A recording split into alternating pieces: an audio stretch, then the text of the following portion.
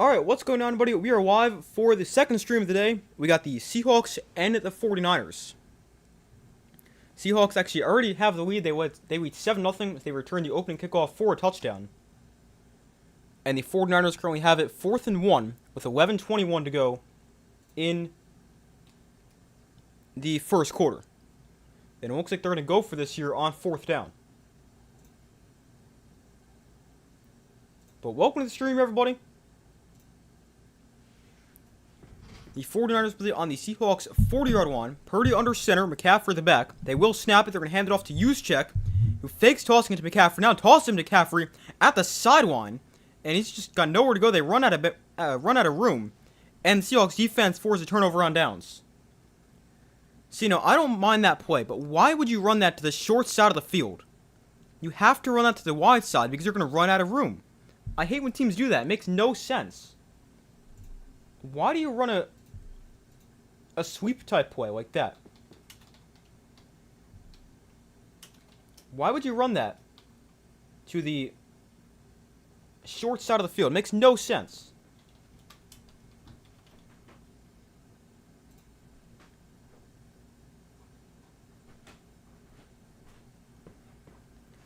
But they run it to the short side of the field. They run out of space.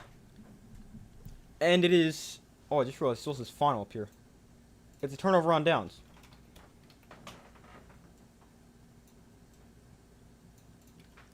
So the Seahawks get it back. It is now Seahawks football, and we'll see the offense for the first time after they obviously return the open kickoff for a touchdown.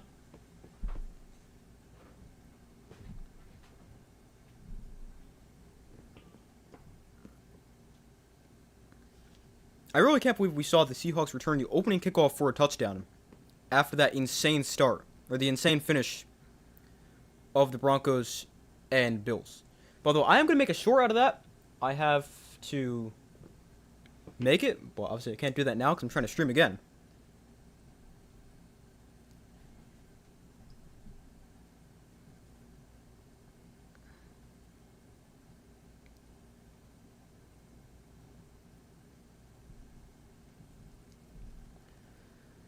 But we will see the Seahawks offense for the first time. Up by 7 thanks to a 95-yard kick return by Rashid Shaheed to open up the game. We just saw the Broncos were number 1 seed win. Now we'll see if the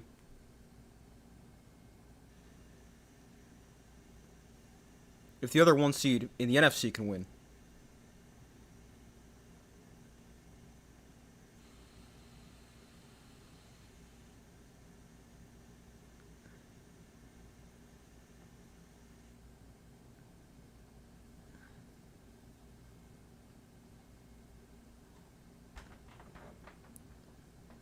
But something interesting about the Seahawks offense here when they actually come back from commercial.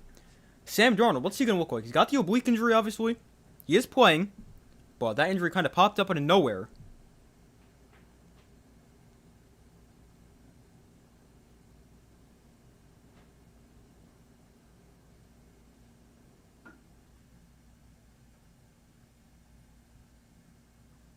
Wait a minute, Mike McDonald tried to call a timeout before that 4th down play for the 49ers, but they went ahead and played it anyway.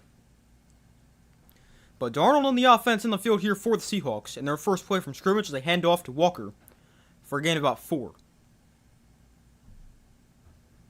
But Darnold obviously battling the oblique injury. He was questionable, but he is playing. And his first pass attempt is completed on a check down to Walker underneath. And he picks up 8 yards and a first down inside 49er territory to the 45.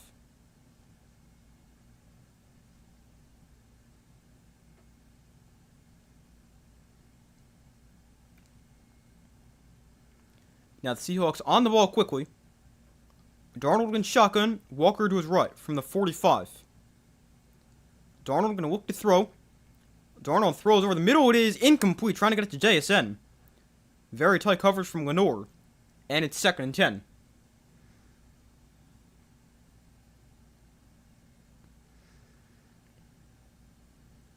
But Sam Darnold's numbers on the year: 4,056 yards, 25 touchdowns, 14 interceptions. He's making his second career playoff start. Obviously, his first one was last year with the Vikings, and he was terrible. He got sacked 9 times, turned it over a couple times, and they lost by a lot. But we'll see how he looks in his second start in the postseason. Darnold under center here from the 45. Charbonnet is the back, and then pulls it to him to the left side.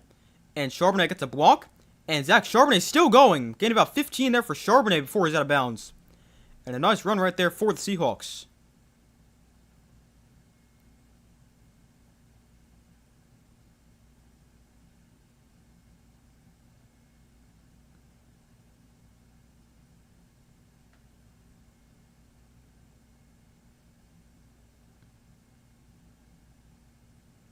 So a first down there for Charbonnet on the run. And it is now Seahawk football at the 49ers 35-ish. Actually, they got it at 30. So Darnold under center, Charbonnet at the back. 9:40 to go in the opening quarter. There's a handoff to the right side for Charbonnet. And again, he's got space. And he gains another 4 yards here. As it brings up second and about 6.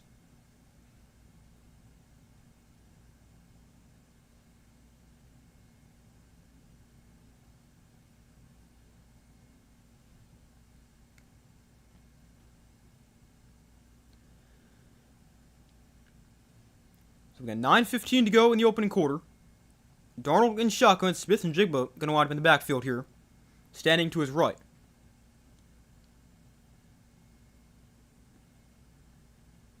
Darnold going to look to throw. Throws the outside. Caught by Kupp. And Cooper Kupp gains 5. And makes it 3rd and short for the Seahawks.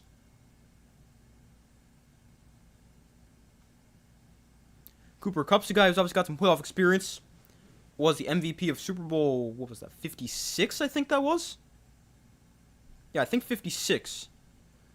With the Rams, obviously, when they beat the Bengals. So 3rd and short, Seahawks going to do their version of the tush push here. Trying to get the 49ers to jump off sides first. Now they snap it. And there is the sneak, and they got a first down.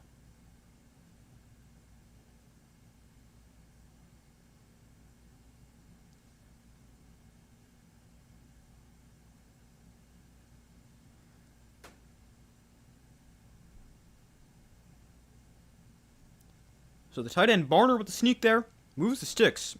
And at the first down for the Seahawks, 7:50 to go in the first quarter.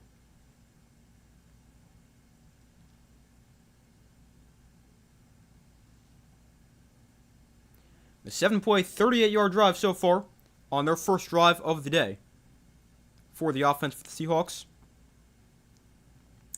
Darnold, we got play blown dead here as a flag flies. Probably a false start.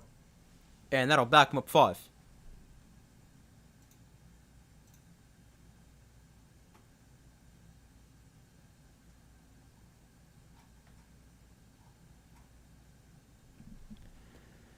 So they call it against the right tackle, Lucas, who I believe missed the the second game, technically, against the 49ers. That was the Week 18 matchup. I believe he was out for that game. Although I could be making that up.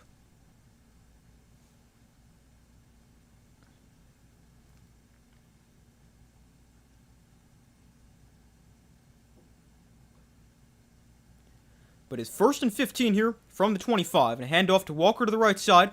Trying to turn the corner. And Walker gains 7. Brings up 2nd and 8. Got the penalty yardage back and gained a couple extra yards.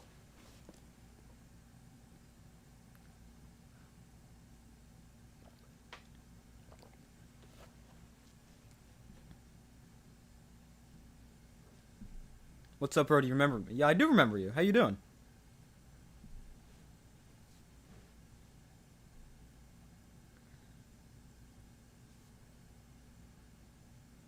So here is a 2nd and 10 for the Seahawks from the 19-yard line. Darnold, off play action, rolling right, throws outside, caught by Kupp, and he's swung out of bounds after a gain of about 8, maybe 9 yards. You're doing good. Glad to hear that. cheering for the Seahawks. Nice. I don't really have a preference who wins this game. Just hoping for a good game. I did pick the Seahawks to win, but... So, I mean, I guess you could say I want them to win, so I'm right, but... I don't really have a huge preference one way or the other. Been a fan since you were born. Nice. It's like me with the Giants. Been a Giants fan my whole life. 3rd and 1. Charbonnet gets the handoff, and he goes nowhere. Lost a yard on the play, and it brings up 4th down here for the Seahawks. D. Winters in the backfield very quickly.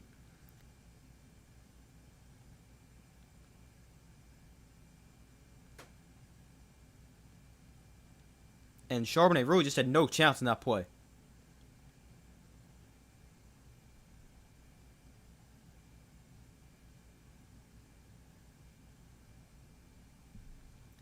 So here is Jason Myers for field goal on the year. He's 41 for... Wow, that seems like a lot of field goals. 41 for 48? Maybe I'm imagining that, but that seems like a lot of field goals. But anyway, Myers on for the field goal try. 31 yards. And his kick right down the middle. So the Seahawks get points on their first offensive drive. And it's now 10-0. After the 31-yard field goal is good. But I gotta look it up real quick.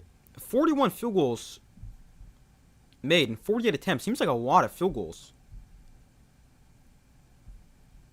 I gotta look it up real quick. Giants can be a scary team next year. Yeah, I hope so. I mean, I definitely think they got a lot of potential. They got the coach. They got a lot of young pieces who all look pretty good when healthy. Just got to keep them out there on the field, and I think they should be pretty good. Alright, so it doesn't seem like it is a lot, because that is pretty high. Myers actually tied for the lead in field goal attempts with 48, and 41 field goals made are second most.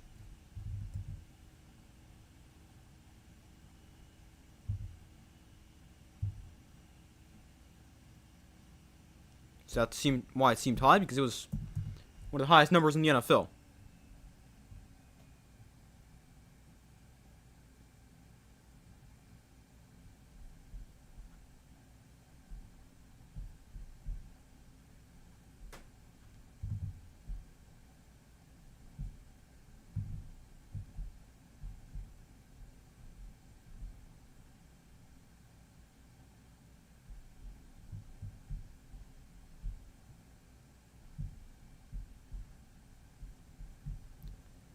But we wait for them to come back from commercial.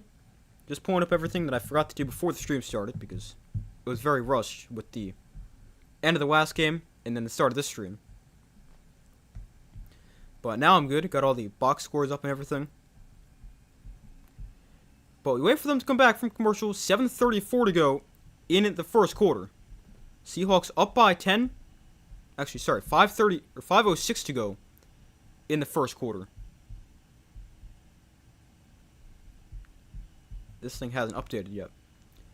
Who do I have winning the Super Bowl? I picked the Rams. I took Rams Broncos.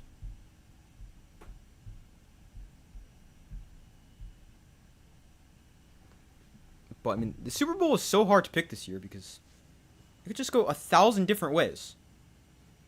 The kickoff is away here, and it'll be brought back to about the 28-yard line. And that is where the 49ers will take over for their next possession.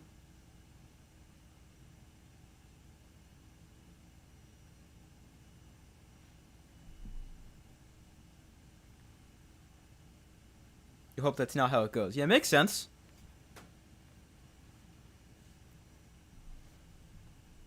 I think the Seahawks have a pretty good chance as well.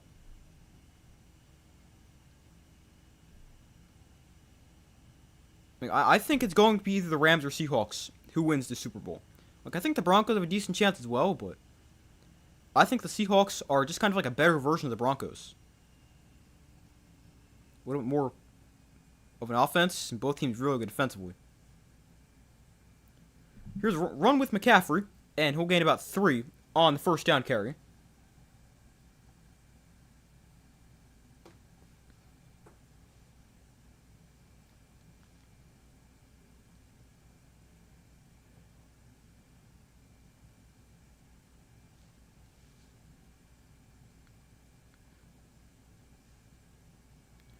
So 2nd and 7.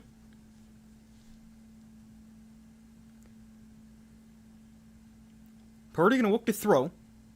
Purdy throws underneath. It is caught by... Oh, ball is out. Fumble is scooped up by the Seahawks. Julian Love's got it. And he brings it back to about the 38-yard line. The Seahawks defense forces a turnover. Julian Love comes away with it, the former Giant. And the Seahawks force the game's first turnover.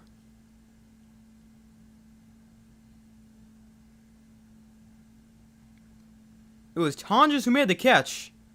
And then it got ripped out by Jones. And a huge turnover in the first quarter. With the Seahawks already up 10. In a position to potentially extend that lead with 4:13 to go in the first quarter. That's a big turnover.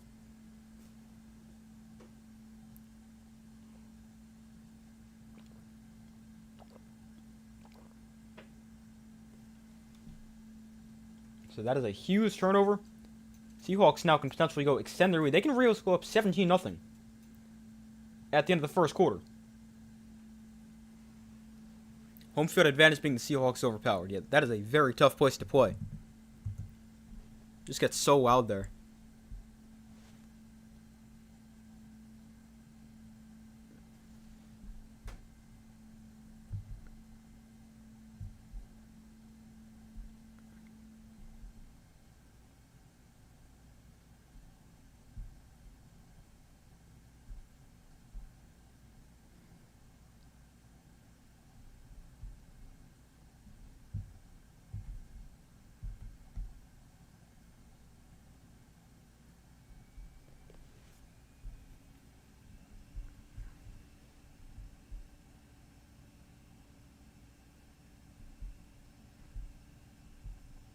Hold on 1 second real quick.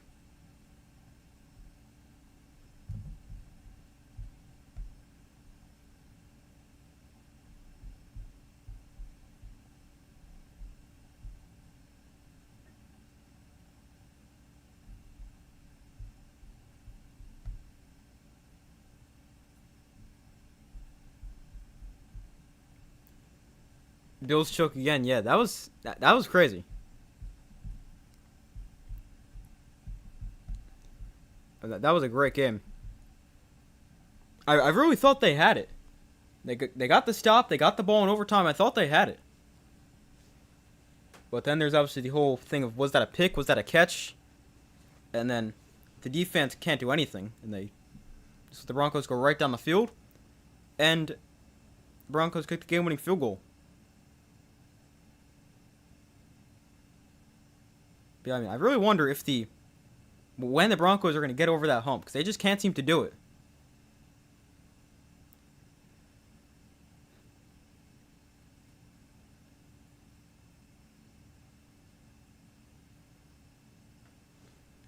So here is a first down for the Seahawks at the 42-yard line after the fumble by the 49ers. Darnold rolling to his right, escaping the rush. Darnold is sacked back at the 48-yard line. Mustafa takes him down. And a big loss on the play.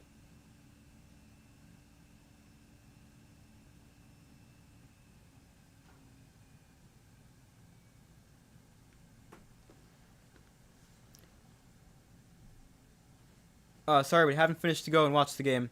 Have a nice day. Well, yeah, sorry, I just saw that. But, yeah, have a good day as well. I appreciate you watching for when you could. I appreciate it. Have a good rest of your day. 6 straight chokes. Josh Allen might want to consider leaving the Bills. Yeah, I mean, I'll get back to that in a second. 2nd and 10. Darnold throwing outside. Nice throw from Darnold. And a catch by Kupp for a gain of 20 and a first down.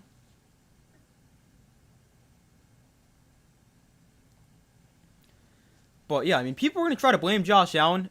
And, I mean, I can understand it a little bit this time. Because, obviously, he turned the ball over, 4 times? But, at the same time, his defense couldn't do anything. His defense allowed 33 points. Like, let's put it this way. Josh Allen's, whether 4 turnovers is good, no. But he turned the ball over 4 times, and he still put up 30 points against one of the best defenses in the NFL. Like, I don't really know how you blame Josh Allen for that. They try to set up the screen here, but it is incomplete. And it's 2nd and 10. Mostly blaming McDermott. Yeah, I mean, I understand that. Like, I think a lot of people are going to, because like, I don't know if they end up firing him, but with what we've seen so far, the Steelers firing Tomlin, or technically stepping down, the Ravens firing Harbaugh, I could see it. If they do decide to make the coaching change. So 2nd and 10 here for the Seahawks. Darnold in shotgun, back to his right. Darnold gonna look to throw. Darnold pressured, he steps up and throws one deep downfield. His receiver's on the ground, and multiple flags come in. Rashid Shaheed was tackled by the time the ball even got there. And that is a clear pass interference.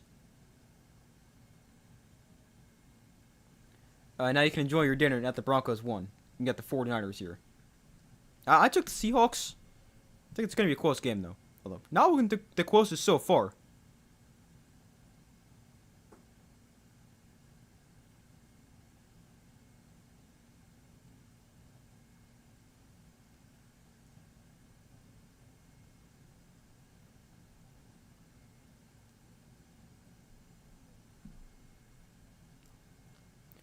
So 1st and goal here for the Seahawks after the penalty. Darnold under center. Walker the back. And Walker gets to carry up the middle here. Walker down inside the 5 to the 4-yard line. He got half of what they need from the 8 to the 4. And it brings up 2nd and goal. The Bills might want to get rid of McDermott and hire Tomlin. I don't really know if that's worth it. Because you're bringing in... You're getting rid of a guy who's consistently come up short in the playoffs, just to bring in a guy who has lost 7 straight playoff games in a row. I don't know if that'd be worth it.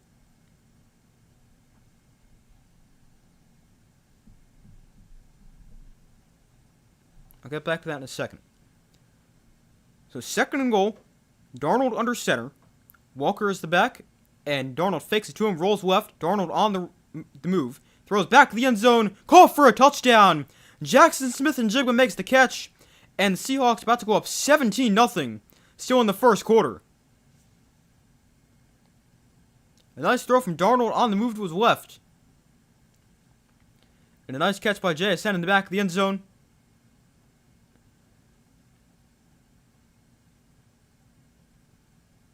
Yep, that is definitely a catch.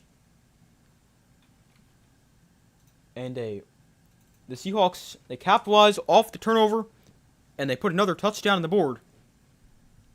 And here's Myers to put him up by 17.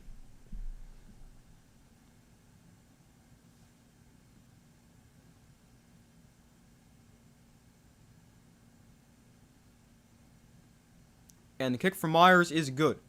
17-0, still with a minute 50 left in the 1st quarter. That's pretty impressive. Seahawks have already scored more this game in the first 13 minutes and 50 seconds than they did in the entire Week 18 matchup against the 49ers. That's kind of impressive. I can't believe we went with JJ and let Darnold go. Yeah, I was never a huge fan of that move for the Vikings. I always would have kept Darnold because you always knew he was going to be good in that system. You had no idea what McCarthy was. I would have kept him. I've said that for a while. But the Vikings did not agree.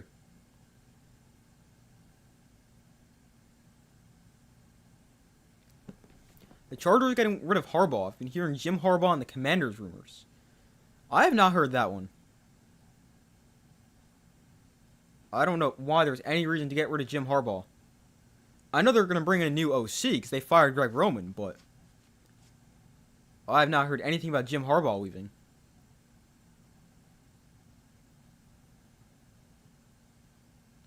But while we're on the topic of coaches, and going back to what you said before with the Bills, with McDermott and Tomlin, like, it's very interesting to see who a team like the Bills or like the Ravens would get. Like, obviously the Bills, if they fire McDermott, because you're you got a really good team who can contend right away, but you're obviously taking a big chance by bringing a new coach who could stink. You don't know. But it's very interesting to see who you're going to go get to try to make your team a contender right away. Because like a lot of teams, when you bring a new head coach, it's to like rebuild. You don't really see teams who are contenders right now making coaching switches. So like that's why it's really interesting to see who the Ravens go get, or if the Bills end up firing McDermott, who they'll go get.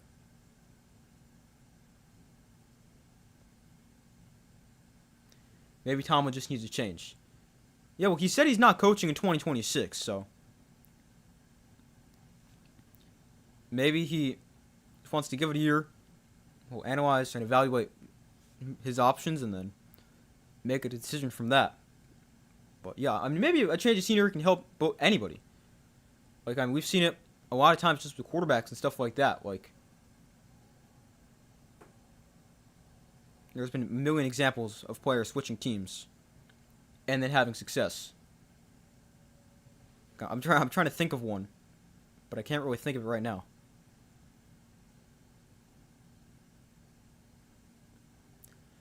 But the kick is away here, and it goes into the end zone for a touchback, and will come out to the 35. Me too, I never know why they did that, but to be honest, I've been kind of hating on it. Hating on a lot of decisions, a lot of the Vikings' decisions this year. Yeah, it makes sense when you're to hit on a lot of decisions when your team's 8-9 or whatever. I mean, they were definitely a lot better towards the end of the year, but still not great. I think the Vikings should make 4 as head coach and get rid of KOC. I still think Kevin O'Connell's a really good coach. I don't really think there's any reason to move on from him. It will stink for the Vikings if they do lose Brian Flores. He's a really good DC, but I don't think there's any reason to move on from Kevin O'Connell. Purdy off play action here, going to look to throw. And he finds McCaffrey in the flat, and he gets a block on the outside. McCaffrey, about 11 yards, and a first down. Solid pickup to start the drive. I don't think people are giving Denver enough credit. They're a great team. If you think anyone is going to dismantle Denver, no, not at all. But what else is new? Denver hasn't gained any respect this season. Bills not choke was a great game. Yeah, I do think the Broncos are a very good team. Like, I do have my concerns about them when they play a lot of close games against bad teams, but I mean, it could also be something with like that could be an advantage now that they're in the playoffs, because you're always going to play a close game in the playoffs, and now that you know how to win these close games because you played them all year, that is definitely an advantage they have. The 49ers go to the ground here. McCaffrey up the middle for just about a yard. And it brings up 2nd and 9. As we're inside a minute to go in the opening quarter. 50 seconds to go.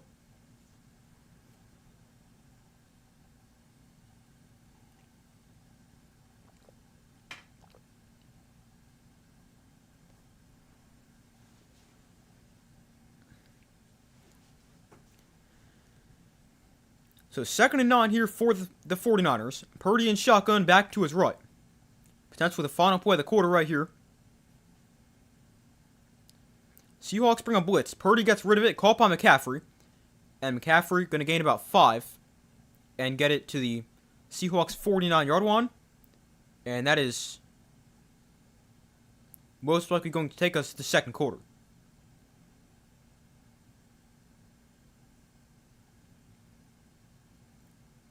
So yeah, that does bring us to the end of the first quarter, and we head to the second quarter with the Seahawks up 17-0. Impressed with what you're seeing with the Seahawks so far. Yeah, I mean, this has been a really impressive performance. 17-0. That is really impressive. Like, obviously, they got off to a great start. You couldn't ask for a better start. Returning the opening kickoff for a touchdown. And then the defense has played well, and the offense looking good also. Didn't expect this at all. Yeah, me neither. I thought this was going to be a close, lower-scoring game. But it's been all Seahawks so far. I'll get to the rest of your chats in a second. But also, I just want to check my score prediction for the game because I forgot what I said. I took the Seahawks 24-20. Although definitely does not look like that's going to be right.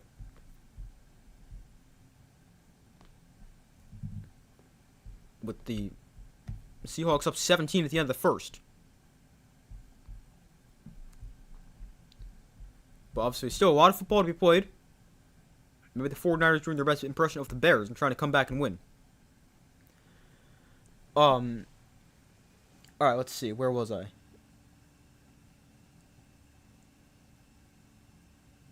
You got Seahawks 26-21. I don't know if you saw your prediction. Yeah, I did see your prediction when you commented on the video. So yeah, I did see that. You got Seahawks 35-10. Yeah, looking pretty likely, but the way that's it's gone so far.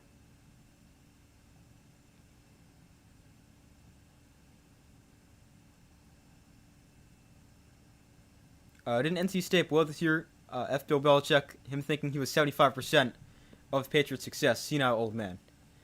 Yeah, he was in North Carolina. They were not good this year. He was like 4-8, I think, maybe 5-7. Yeah, he was definitely not 75% of Patriots' success. He was like 10% most likely, with Brady at 90. Let's see. North Carolina, they were, I think they were 4-8. Yeah, they went 4-8 this year. They went 2-6 in conference play. They were not good.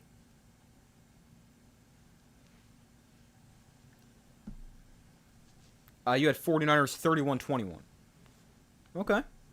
Not looking the greatest right now, but as a preseason or pregame prediction, I could definitely see that.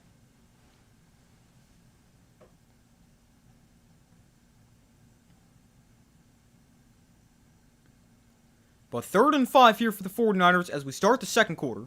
Purdy's going to look to throw.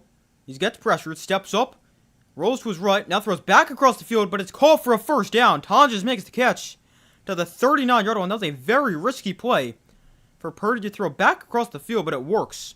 And a first down.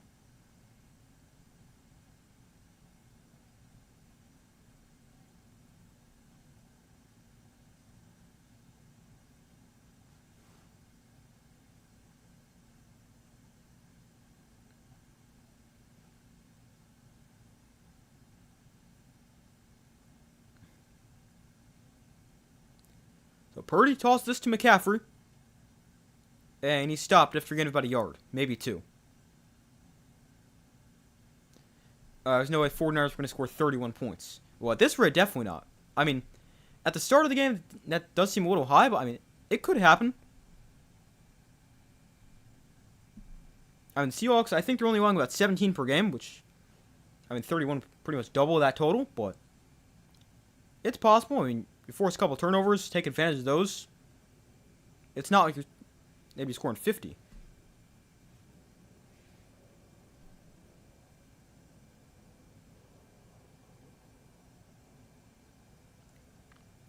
So 2nd and 8 here. Here's another throw underneath for McCaffrey. And he's got some space to have to catch. He picks up 8 and a first down for the 49ers. Currently your dream Super Bowl 60 matchup would be Patriots-Bears. You want revenge. Okay. I don't really think the Bears get in the Super Bowl, but it's definitely possible.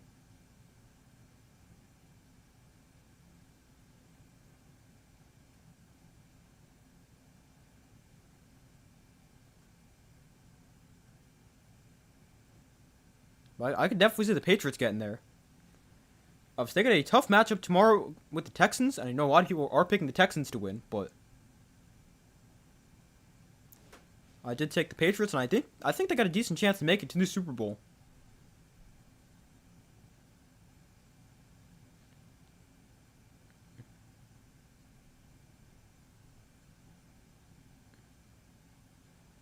So the 49ers call a timeout right here, and Shanahan goes over and talks to the ref. He has been pretty upset about something like the entire game.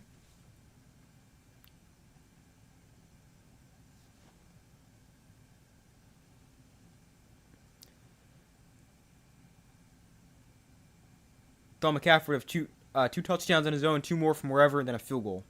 Yeah, I mean, I can understand it. I don't really think 31 is like super unrealistic. It does seem like a lot, but it's not like completely out of the question.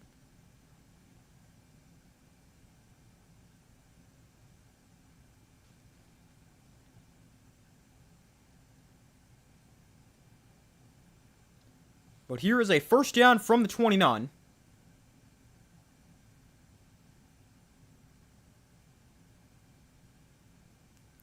Purdy in the pistol, gonna look to throw. Purdy takes a shot down the field. It is incomplete, just a little too high for Jennings. And it's 2nd and 10.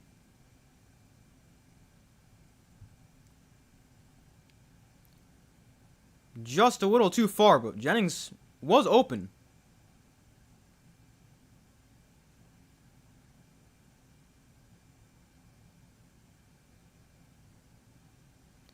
Purdy throws this a little bit too far up the field. He throws this more towards the sideline.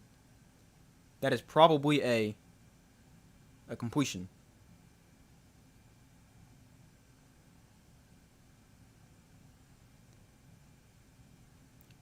So 2nd and 10 here from the 29. Purdy going to look to throw. Purdy is just going to throw it away. Sorry, half that play happened slow motion for me because I don't know why. Kept lagging behind, I guess. Bears beat the Rams for sure. I mean, I picked the Rams, but Rams struggled against the Panthers. Bears definitely have a good shot. Yeah, I mean, the Rams didn't look great, but that could also be a wake-up call for them. Maybe they come out and play really well tomorrow, but who knows. But I just picked the Rams to win. I think I took them 33-29, I think. I think that's going to be a shootout.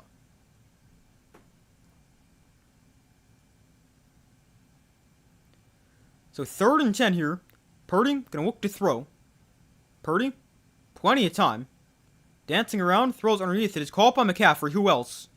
And McCaffrey going to gain about 6. And it brings up 4th down.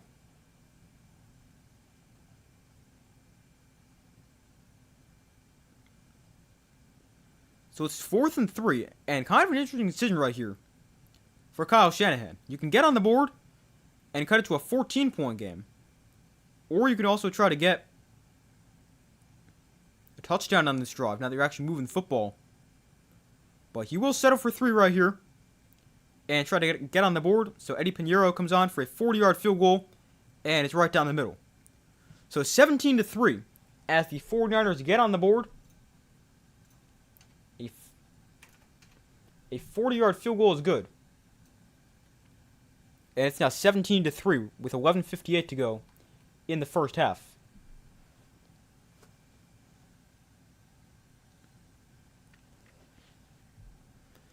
But going back to Rams and Bears real quick, something I thought about when making my video the other day is the Bears, they have to have a ton of comeback wins, and the Bears have blown a few leads this year. I've reversed that. The Bears have a ton of comeback wins, and the Rams have blown a couple leads. They were up against the Eagles and lost. They were up against the Seahawks about a month ago on that Thursday night game, and they lost. So, I mean, that could technically, I guess, happen again. Especially now that you've got a team who's great at coming back against a team who kind of blows leads.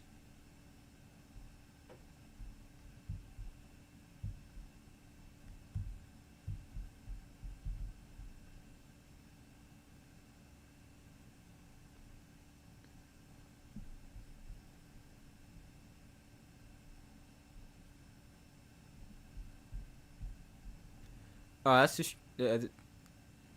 strategy for the Patriots tomorrow. No going for it on 4th down unless it's 4th and 1.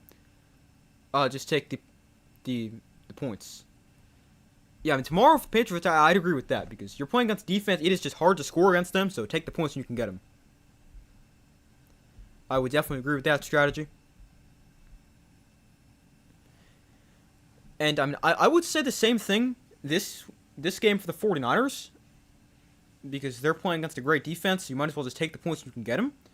But at this point in the game, and you're already down 17-0, I could understand if you wanted to go for it and try to get the touchdown and just get something. Although, I mean, technically a touchdown is something. Or sorry, a field goal is something.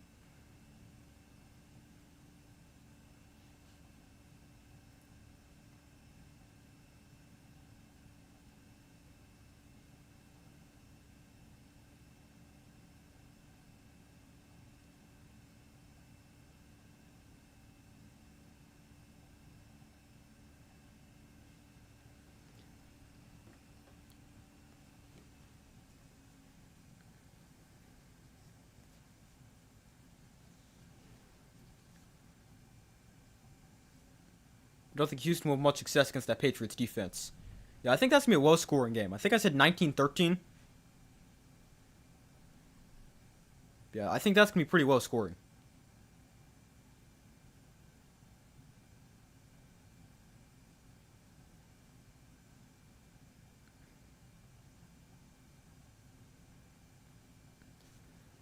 So the kickoff is away, and it is going to be brought back from the 5-yard line. And here is Shaheed. He obviously brought one back for a touchdown before, and it's another good return to the 37-yard line. And that is where the Seahawks take over for the next possession. The good thing about this season is you're low-key happy with any team left that's winning the Super Bowl. Yeah, I mean, I could agree. I mean, I don't really have a huge preference. The only team I didn't want to win was the Eagles because obviously I'm a Giants fan. But otherwise, yeah, I'm pretty much good with anybody.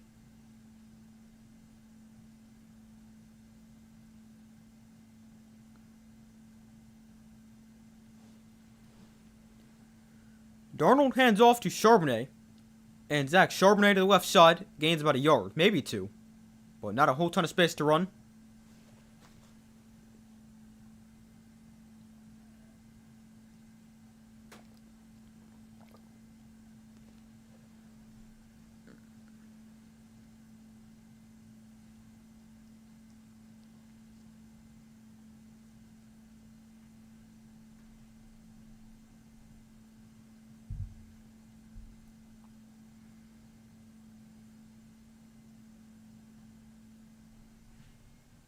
So 2nd and 8 here for the Seahawks. Darnold and shotgun back to his left. They bring Shaheed in motion. And Darnold going to look to throw. He sets up the screen here for Walker. And Walker gets a block. And he'll gain about 5, maybe 6 yards.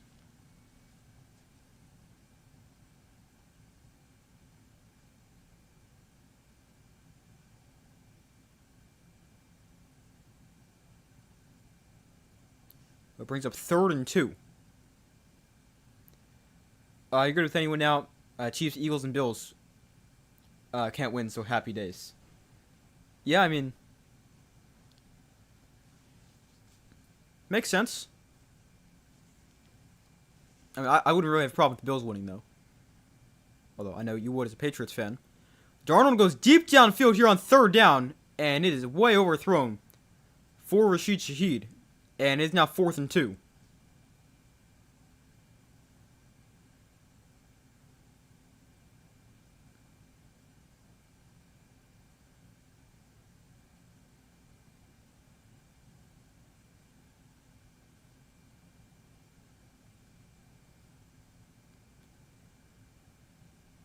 So it is 4th and 2. The Seahawks go 3 and out.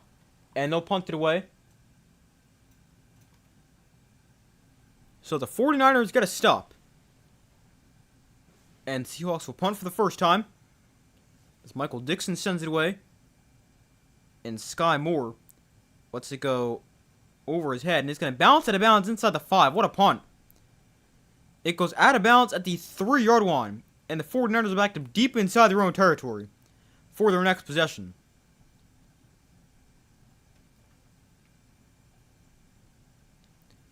And they're now down 17-3. About 12 minutes to go. Sorry, 10 minutes to go. In the first half. And the Packers. Yeah, for you as a Bears fan. Sorry, as a Viking fan. You wouldn't want to see the Packers win. Now that Aaron Frauders is on the Packers, I have no beef with them. Yeah, I mean, I don't really I never really had a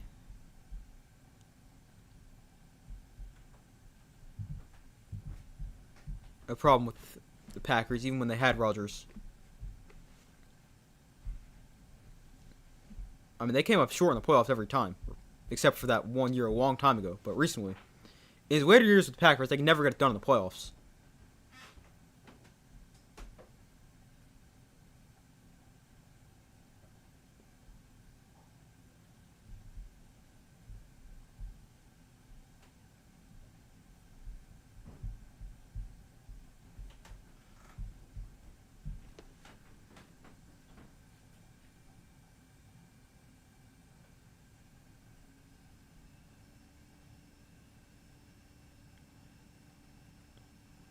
Oh my. Wait a minute. Bo Nix suffered a broken ankle, and he's out for the playoffs? What? I never even knew he got hurt. Bo Nix is out for the rest of the playoffs with a broken bone in his ankle, and he's going to have surgery, and he's out. Wow. I didn't even know he got hurt.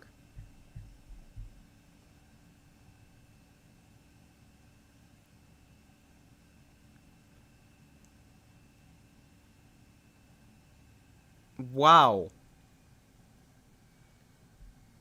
When did he even get hurt?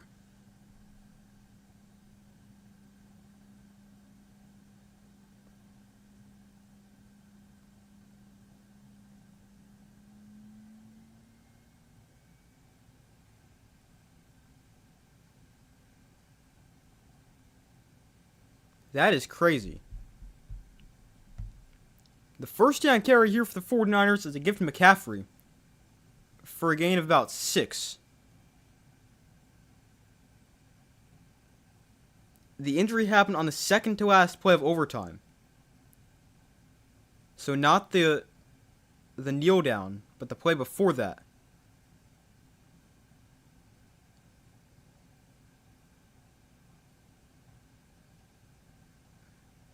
No, on the kneel down it would have been. I'm not sure. But here is a 2nd and 3. Handoff McCaffrey right side for gain of about 3. Wait a minute. The last play of overtime was the field goal. So Bo Nix broke his ankle taking a knee? I have no idea.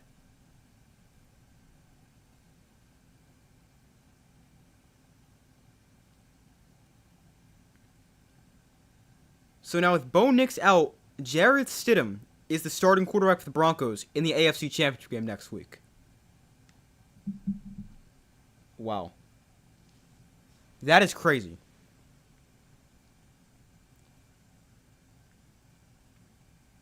So first down for the 49ers from the 15. Purdy looking to throw plenty of time. And he throws underneath for Jack Tonges. There's Jake Tonges. I cannot remember the guy's name. It's either Jack or Jake. I don't know why I keep confusing it. But he's got a first down. Broncos might want to contact Brady to get that owner vote. Yeah, I mean, I got no idea. That is wild. So, I mean, if you're the Texans or Patriots next or tomorrow, the winner of that game is essentially going to the Super Bowl because Jarrett Stidham to win the AFC Championship game. I mean, I guess crazier things have happened. The Eagles won a Super Bowl with Nick Foles, but that'd be insane.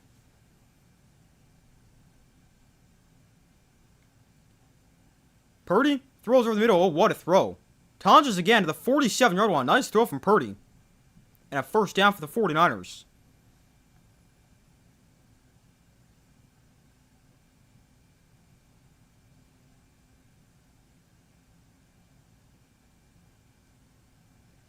Like, when I first saw that tweet,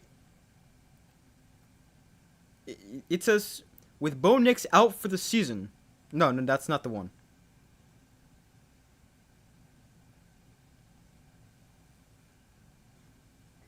Well, I'll find it in a second. There's a handoff to McCaffrey up the middle for a gain of about a yard.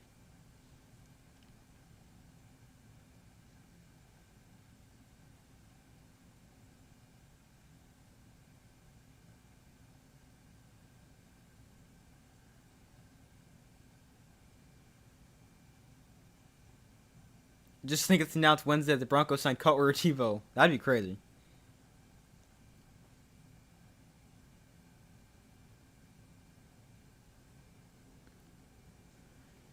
But here is a 2nd and 8 for the 49ers. I'll get back to what I was saying about Bo Nix at next commercial. Purdy throws the flat for McCaffrey for his 1,000th catch this first half. And he gains about 9 in the first down. But seriously, how many catches is that for McCaffrey in the first half? That's got to be at least 5 or 6. Yeah, that's his 5th catch of the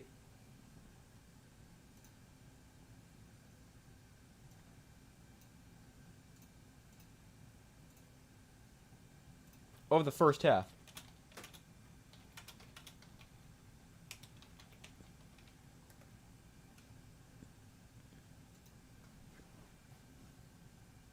We got the play clock winding down here, so they will call a timeout. The 49ers set their 2nd timeout of the first half. And it comes with 6:03 to go in the 2nd quarter.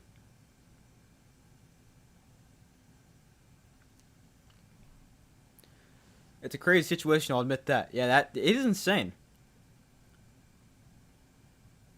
So, alright, now that we're at commercial, I'll explain what I thought. But, so it said something like, with Bo Nix out for the season. I changed it to, in my head, with his season over. So I was thinking Josh Allen for a second. With Josh Allen's season over, I thought he was the guy who got hurt. But no, it's Bo Nix, so I confused myself there. But Bo Nix out for the season with a broken bone in his ankle.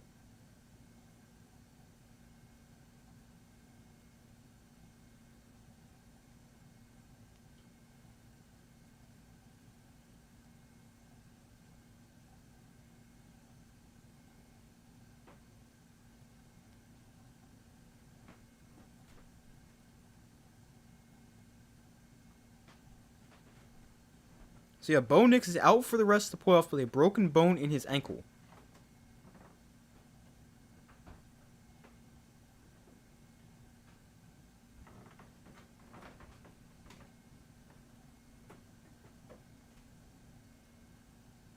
But man, that is crazy.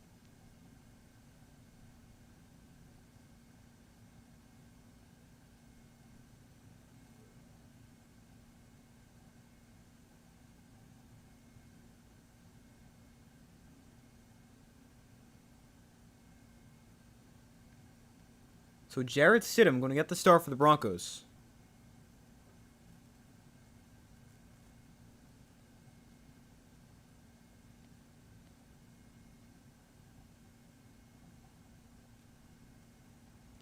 Josh Allen sort of crying during his press conference. As a Patriots fan, I feel for him, but F the Bills still. Yeah, I mean, I feel bad for Josh Allen too.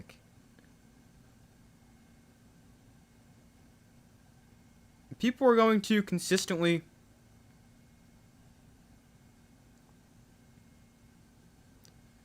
blame him, but I mean, it's just not his fault. I don't know how people are going to consistently spin it that it's his fault. Could he have played better? Sure, but it's not his fault they lost this game. Guys, I do feel bad for the guy. He's got his one real opportunity without any of the other good quarterbacks, or the true elite quarterbacks in the playoffs. And his team still can't play well around him. They're back from commercial here.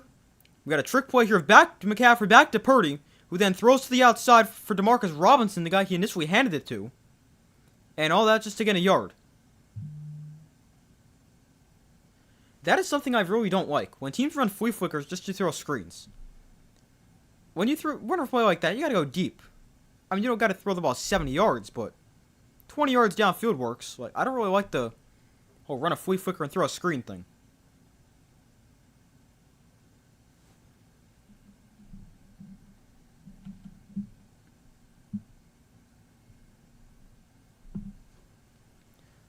So it is now 2nd and 9. And here's a handoff. McCaffrey. Up the middle for a gain of about 3, maybe 4. And it brings up 3rd and medium here for the for the 49ers. The thing is, Allen's blaming himself only. Yeah, I mean, quarterbacks do that, though. Like, they've always got to take the blame. Even if it's not their fault, like, they always do that, so. Like, I'm sure Josh Allen probably knows it's not entirely his fault, but he's just got to say that.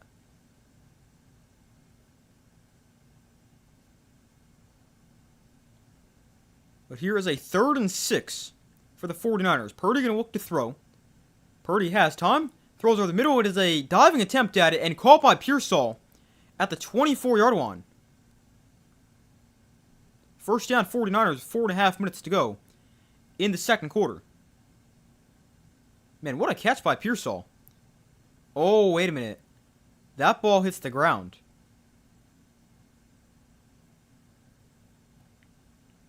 That might be worth challenging.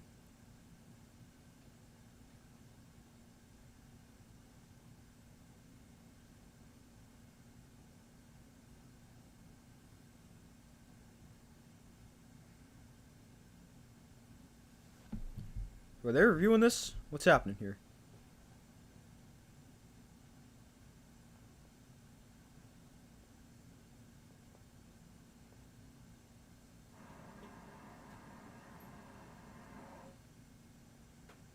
So, I mean, he gets his arms under it, but as he, like, rolls over, the ball hits the ground and moves. So, they do overturn it.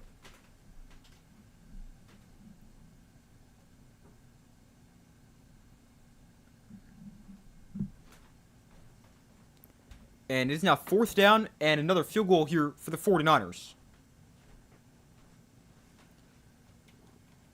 Again, this is what I consider going for. You're down by 14 at this point. And this is also a long field goal. It's 56 yards. So the kick for Pinheiro on the way. It's on line, and it is good. Eddie Pinheiro from 56 makes it an 11-point game, 17-6. And the 49ers with back-to-back field goal drives. And they're on the board. So 4:32 to go in the first half.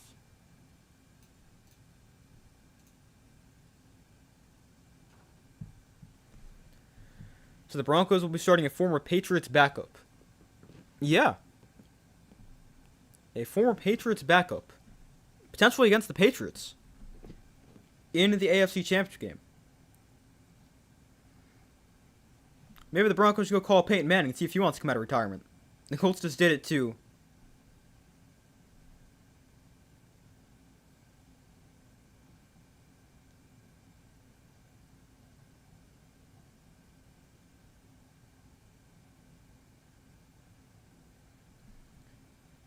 See if he wants to go play for him. Obviously, he's not going to go do it, but just an idea. So let's see. On the second to last play of overtime, Bo Nix fractured a bone in his right ankle, and he's scheduled to have surgery on Tuesday in Alabama. And Sean Payton said, "We felt it best to tell everyone now." But the thing that makes no sense is that it was the kneel down. That was the second to last play. I'm looking at it right now.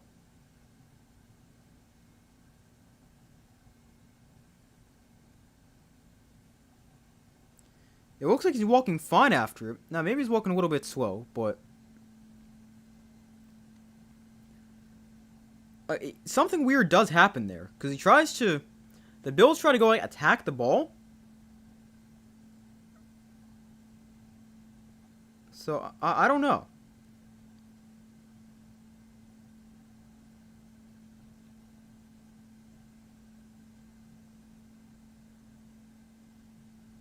It doesn't make a ton of sense how he got hurt on a kneel down.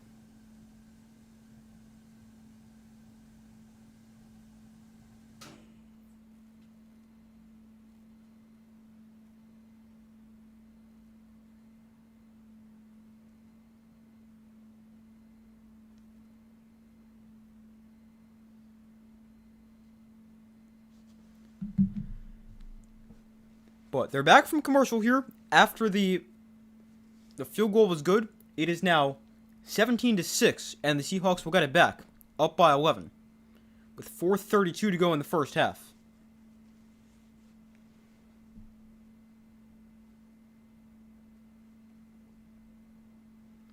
That 56-yard field goal was the longest field goal in 49ers postseason history. That's pretty impressive. It was a 10-play, 57-yard drive that took 5:40 off the clock. And that was a good drive to get points on after starting inside their own 5.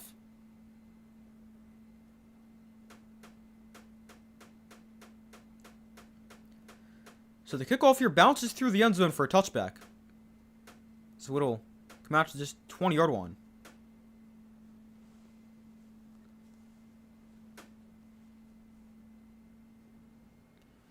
But the offense for the Seahawks back out on the field. So Julian Edelman at quarterback.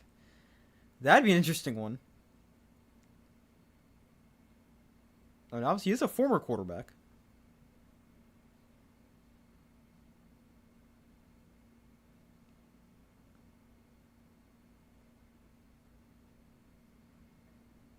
Obviously, they're not going to do that, especially before the playoffs. A playoff game, the AFC title game. But Walker gets the carry here. He's swung down after a gain of 3. But the 49ers injuries this year, Nick Bosa's missed 16 games. Fred Warner's missed 13. Kittle's missed 7. Ayuk has not played. Purdy missed a lot. Their last 2 first-round picks have both missed at least 9 games. It's been a lot of injuries for the 49ers.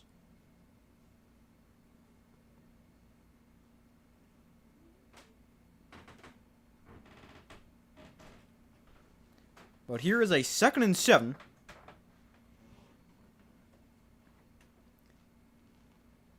Darnold hands off. Walker trying to find space. He'll break a tackle and he'll find some space. And he'll gain 6 yards. Make it 3rd and 1.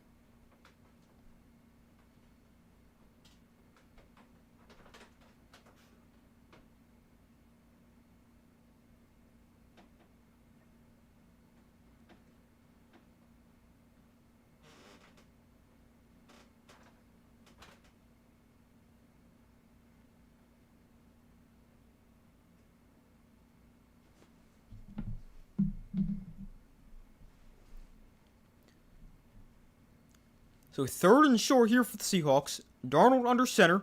Charbonnet is the back. And they toss it to Charbonnet. And Charbonnet breaks 1 tackle but does not get there. A flag is down though. But Charbonnet gets stopped short.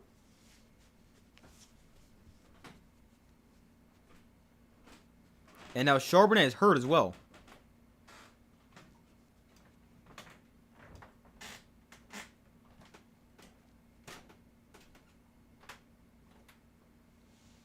Hopefully he's okay.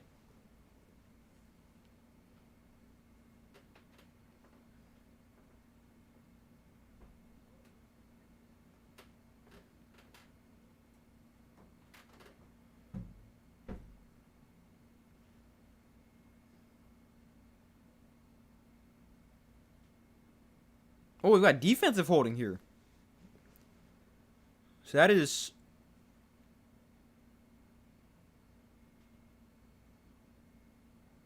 That's going to give the Seahawks a 1st down.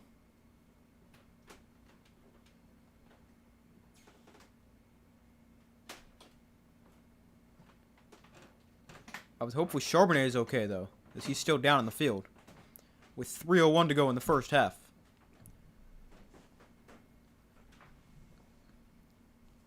I wouldn't trust Stidham for the AFC Championship game either. Trust Brissett over Stidham.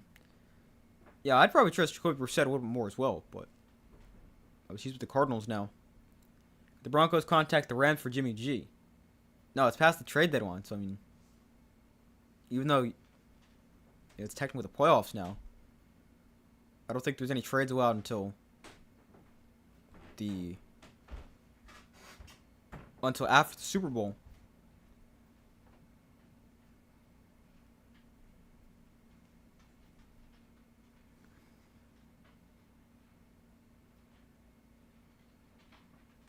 But that's crazy. Having to go with Jared Stidham as their starting quarterback for the AFC Championship game.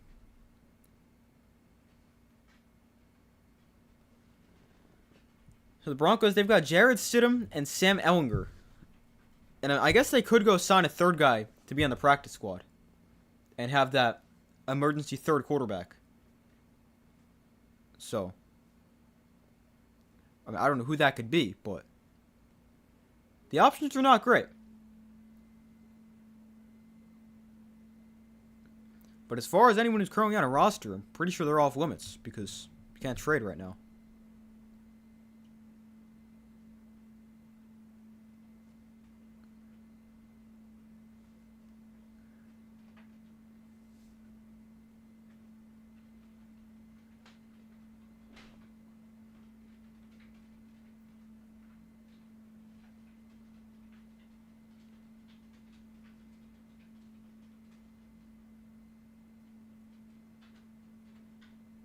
Like, I'm trying to think if there's any good free agents available. I don't really think so.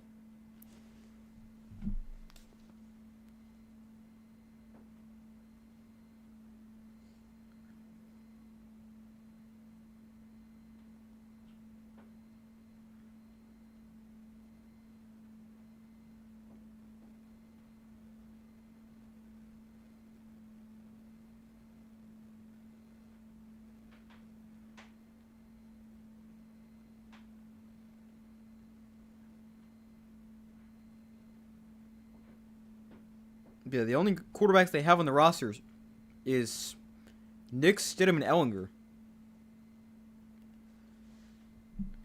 It would be funny if teams could borrow players from other teams. That'd be pretty funny.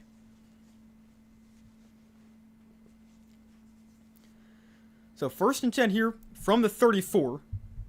And here's a flip to Shaheed on the end around. And Shaheed going to get blockers on the outside. Shaheed inside 49er territory, still on his feet. And a big pickup right there for Rashid Shaheed and a first down for the Seahawks.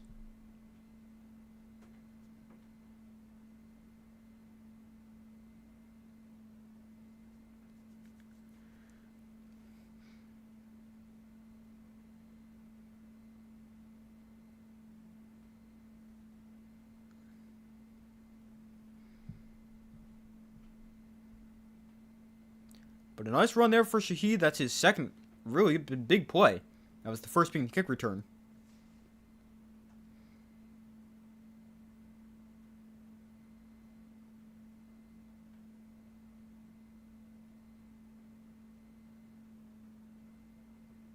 And that also brings us to the 2-minute warning here in the first half.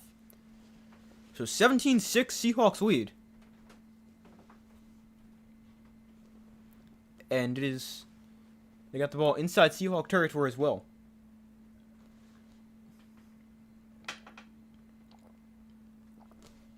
If the Broncos could borrow a quarterback from another team, who do you think it would be? So, I mean, I got a couple questions about that. One, does it have to be, like, a backup quarterback, or can it be anybody? Like, if they wanted to go call up Josh Allen, would they just be? Can they go do that, or? Like, I would think, if it's anybody, probably Allen or Burrow.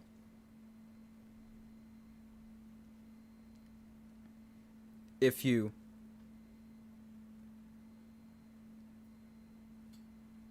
That's what you would think.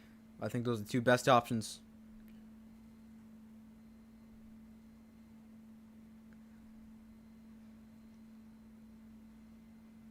You know, any quarterback that's not in the playoff, I'd probably go Josh Allen.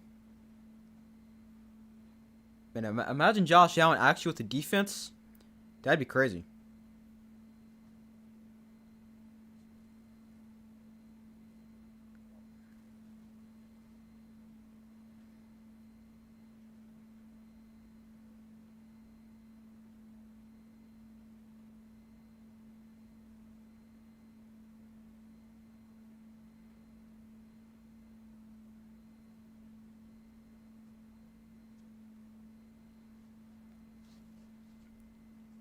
Thinking Allen or Mahomes. Well, Mahomes is hurt right now, so he can't play unless he's playing on one leg. Because he tore his ACL like a couple months ago.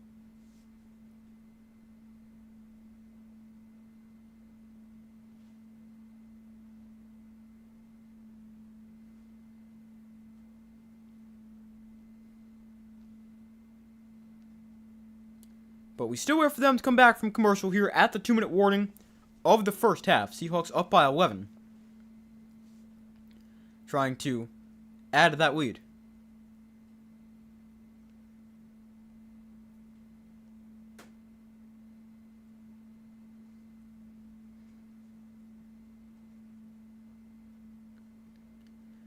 So 1st and 10 here from the 36. Darnold under center.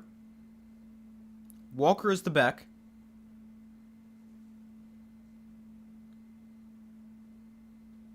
Darnold going to look to throw.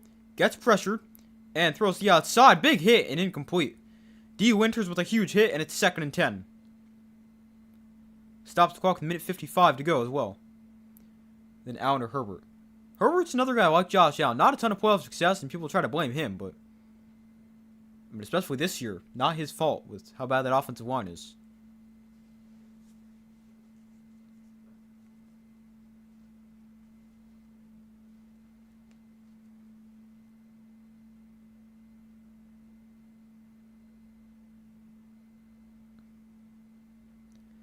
So Darnold in shotgun.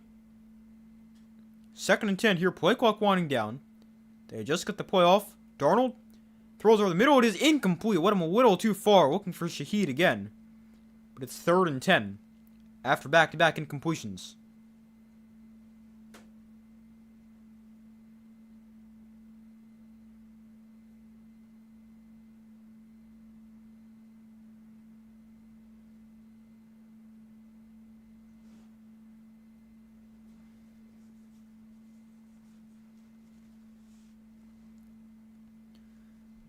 So 3rd and 10 here for the Seahawks. Darnold with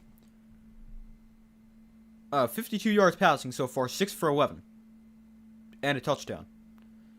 49ers rush 5. Darnold gets rid of it. Call for a first down. Jake Bobo makes the catch.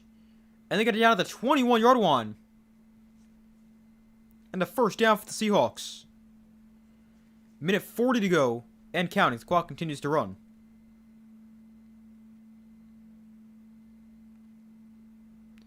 Herbert took an absolute beating from the Patriots defense during the wildcard game. Didn't get injured, but he'd love some revenge. Yeah, that is true. And imagine him behind an actual offensive line. I think the Broncos have given up like the fewest sacks in the NFL. So that'd be crazy.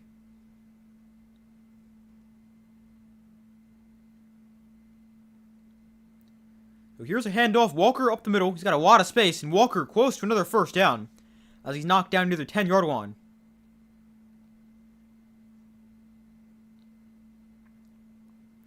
Clock continues to run down to 55 seconds and counting.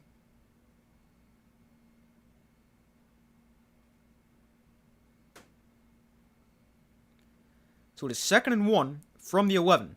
Darnold under center, Walker the back.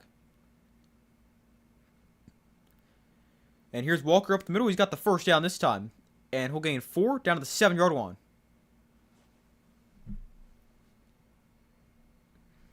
The Falcons are hiring Kevin Stefanski as their new head coach.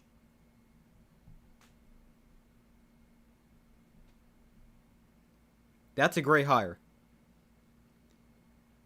The Falcons are hiring Kevin Stefanski. That is a really good hire. He's an offensive guy. The Falcons have a lot of offensive pieces. That's a great hire.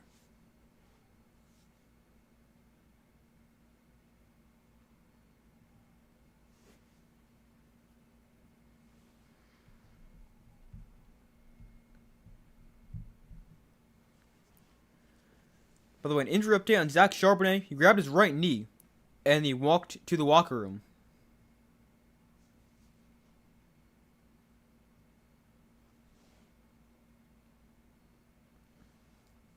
But no real update on him besides it's a right knee injury. By the way, the Seahawks called timeout after that previous run play, stopping the clock with 36 seconds left. They go back to the ground here. Walker trying to bounce outside, and he breaks the tackle and he scores. Kenneth Walker extends the Seahawks lead. He gets a rushing touchdown. Now that Zach Charbonnet is not there to steal them all away.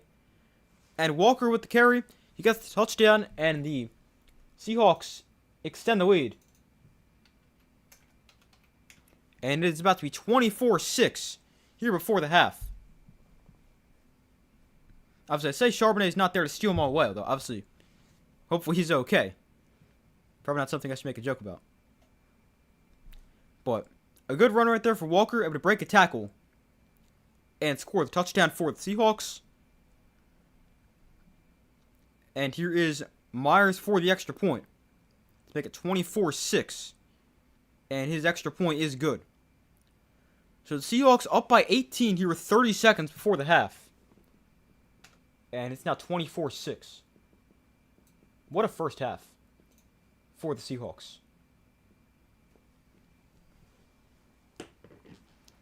You're a diehard Patriots fan, but if the Broncos were able to borrow Herbert, you'd root for the Broncos. Yeah, I mean, I love Justin Herbert, too.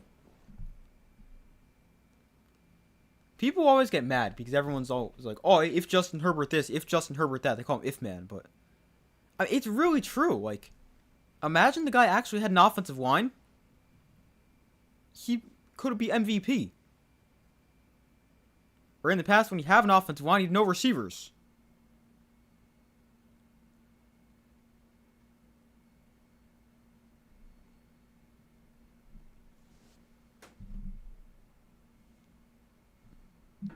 But, yeah, and Herbert, I think he's a great player.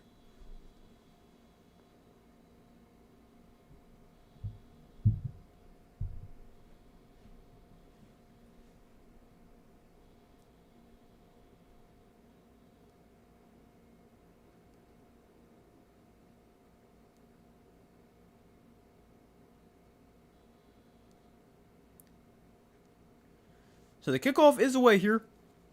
And he's going to be brought back for about the 10-yard line.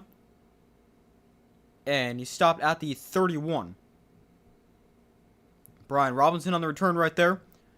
So 28 seconds in a timeout for the 49ers to work with. We'll see what they can do here. And I think you got to try to get aggressive and put a drive together because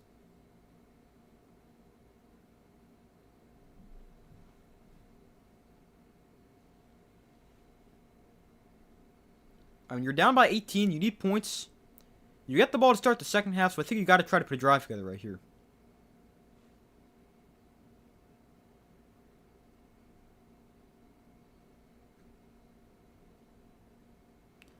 So 1st and 10 here from the 30. Purdy going to look to throw. Purdy pump fakes. And now throws. Incomplete, though. Trying to find McCaffrey.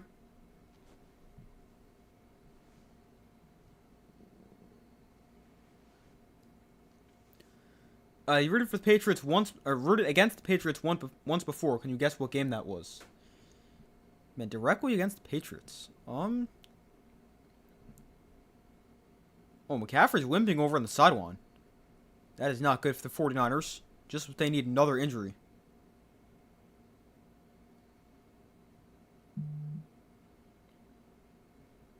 I'll get back to that in a second. I can't think of any game right now. Purdy going to look to throw. He steps up. Purdy on the run. He's going to try to get to the outside. He's going to stay in bounds, and Purdy does not go out of bounds. The clock will continue to run. Not a smart play there by Purdy to stay in bounds. But the 49ers call their 3rd and final timeout, and they stop the clock with 13 seconds left. And they get the ball at about the 45-yard line.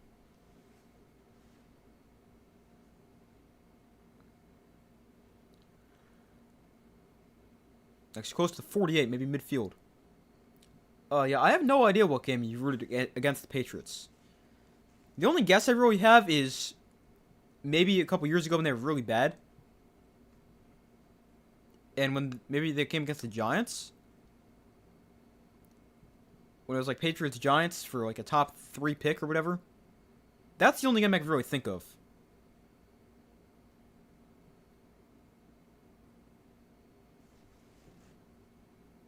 But otherwise, I got no idea.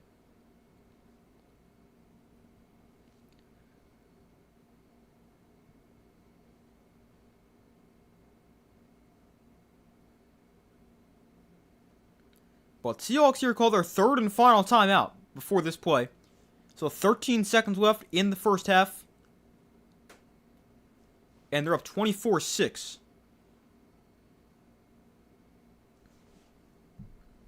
So now both teams out of timeouts.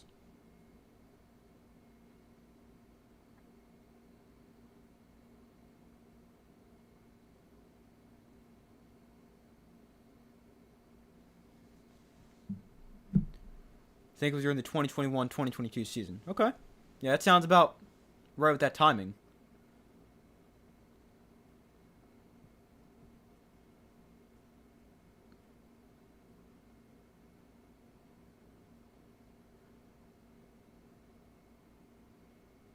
So 1st and 10 from the 48.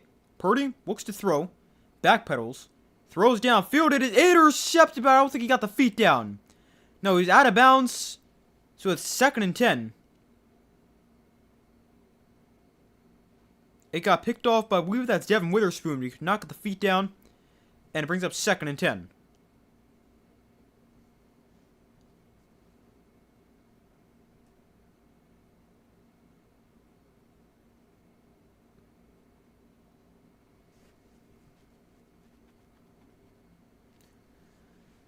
So 2nd and 10. We got 7 seconds left in the first half. Purdy looks to throw here. Seahawks rush nobody. Purdy steps up. Going to throw one as far as he possibly can. It's going to get to the end zone. It is batted up in the air and incomplete. That one got tipped there for a while.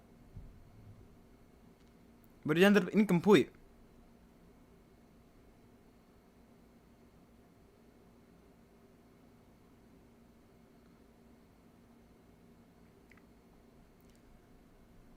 So it stays 24-6 here at the half. And the Seahawks with a dominant first half.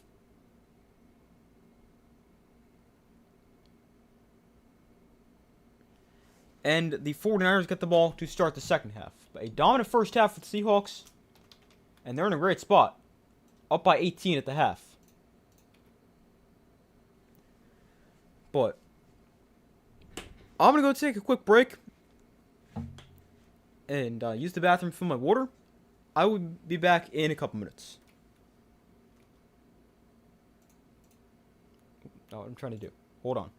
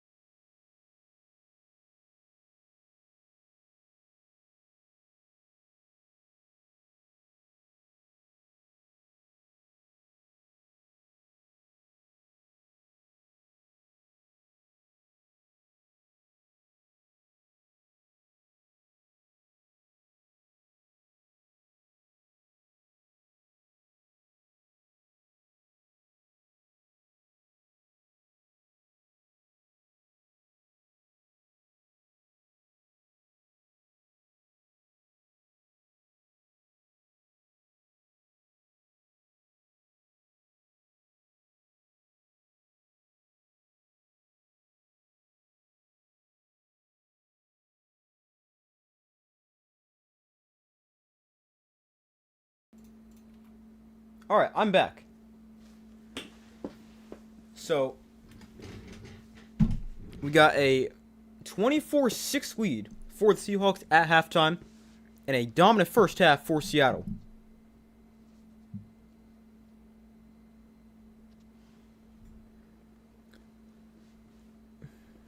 But as far as an updated score prediction for the game goes, I originally said 24-20 Seahawks. Well, they fit that in the first half. So let's go. I'll go 38 to. Let's see. We'll go with the 49ers. We'll go with 38-20 Seahawks. It was during the 2021 season when you were against the Patriots. Okay. So that seems. Well, the 2021 might have been the year the Giants were good. So maybe it wasn't that game. Do you remember which game it was?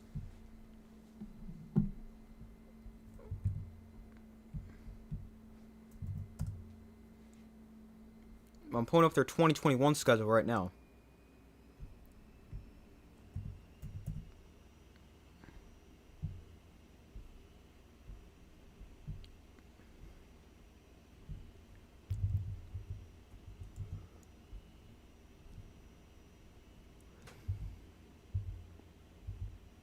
Let's see, 2021.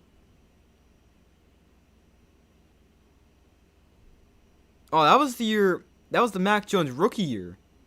So I'm thinking too recent.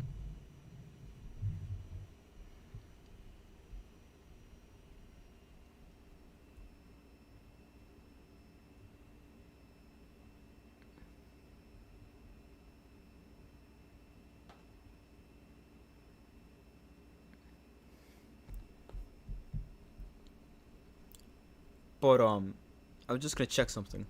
Or say something. I don't remember what it was now.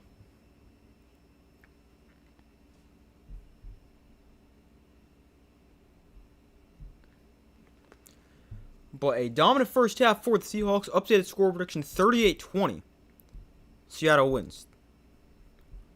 But as far as some stats from the first half go, Brock Purdy 12 for 19, 103 yards, no touchdowns, interceptions, or sacks.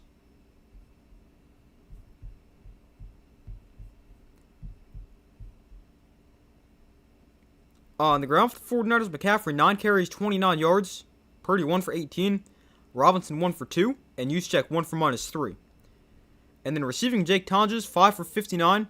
McCaffrey 5 for 39, although he's now a little banged up. Juwan Jennings has 1 catch, 4 yards. Robinson 1 for a yard.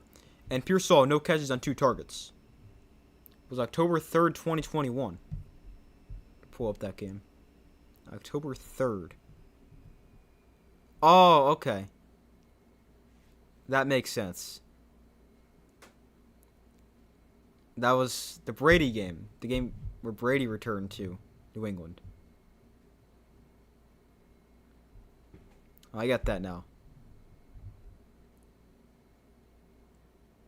The Buccaneers, the Patriots. Yeah, I that makes sense now that you say you say that.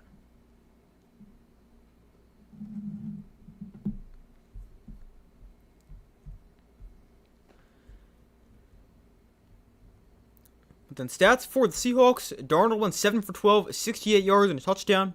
No interceptions. On the ground for the Seahawks, they ran the ball very well. 8 carries, 41 yards and a touchdown for Walker. Shaheed had 1 carry for 30 yards. Charbonnet 5 for 20. And A.J. Barner 1 carry for 2 yards. Then receiving for the Seahawks, Cooper Kupp 3 catches, 34 yards. Jake Bobo 1 for 16. Kenneth Walker 2 for 14. JSN 1 catch, 4 yards and a touchdown. And Shaheed and Ozis? I don't know who that is.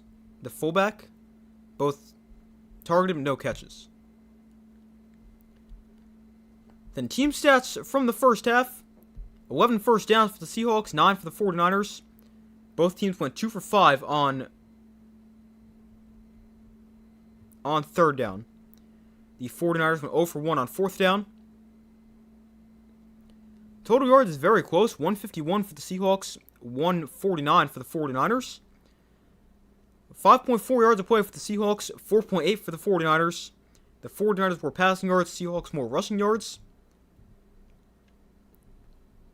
49ers have not made it to the red zone. Seahawks 2 touchdowns and 3 red zone trips. And 3 penalties, 36 yards against the 49ers. 2 penalties, 5 yards against the Seahawks. And 1 turnover, that was a fumble lost by the 49ers. And 1 special team touchdown, that was the kick return touchdown for Shaheed. And time possession 15-23 for the Niners, 14-37 for the Seahawks. Oh, the second half actually started, so sorry about that. Did not even realize that.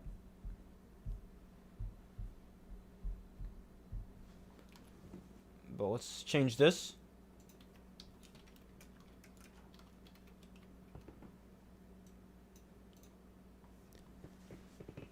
So we start the second half. The 49ers have the ball.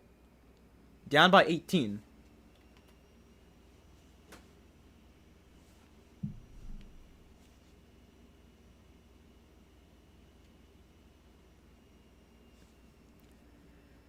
McCaffrey, in week 18, he had a season-low 57 yards and just 14 touches. Tonight, he's already got 14 touches for 68 yards.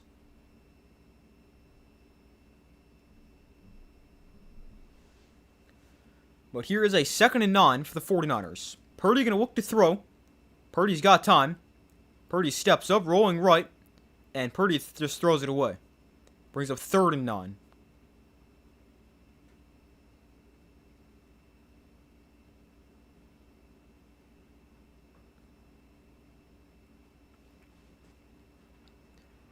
So it brings up a 3rd and 9. 14-22 to go in the 3rd quarter.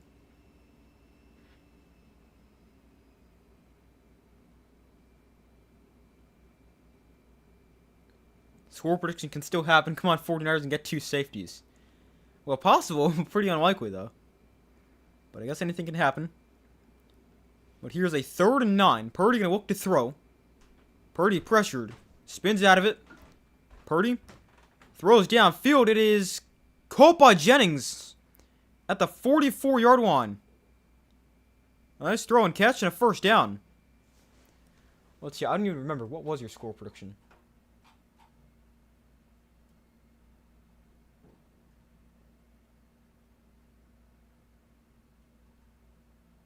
Oh, 35-10.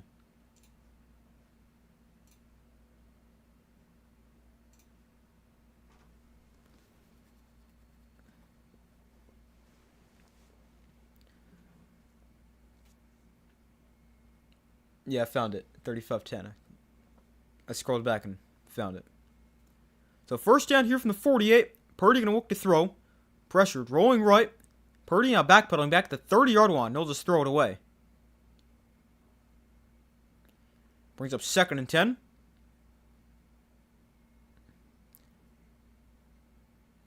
Now, Tanja's going to go limping off the field for the 49ers. He's already filling in for the injured George Kittle, who tore his Achilles last week.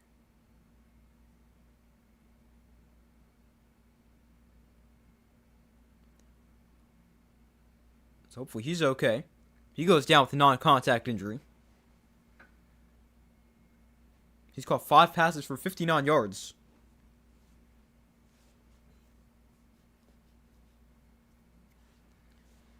So 2nd and 10 here for the 49ers. Purdy, delayed handoff up the middle. And a gain of about 7. I'm not sure who that is, though. 29? Haven't seen McCaffrey recently. James was that guy with the carry. You know, is that Jordan James, the rookie from Oregon? I'm not sure. It might be.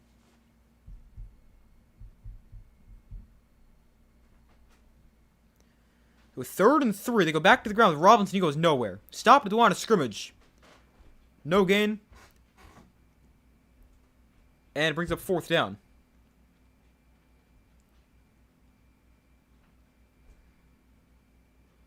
You hear what happened to Knicks? Yeah, that's crazy.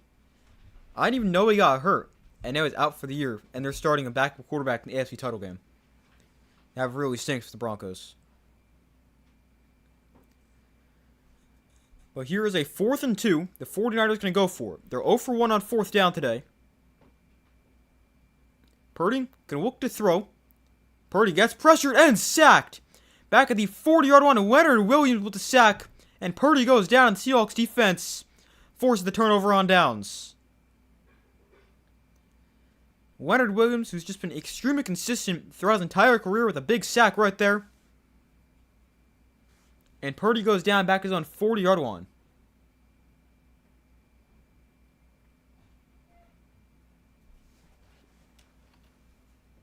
So the Seahawks defense gets a stop, and the offense is great field position. He got hurt in the last play. Yeah, I saw that, the kneel down, but I was also upstairs, and I was talking to my dad about the injury. And then as I was up there, they were talking about it on the TV, so he's watching the game, obviously. But when they had Jake Glazer on the Fox broadcast, they showed the designed run for for Bo Nix. It wasn't the second to last play of overtime, though. So, I mean, I don't really think that's right, the play they showed, but they seem kind of convinced it was. So, I have no idea what play he actually got hurt on.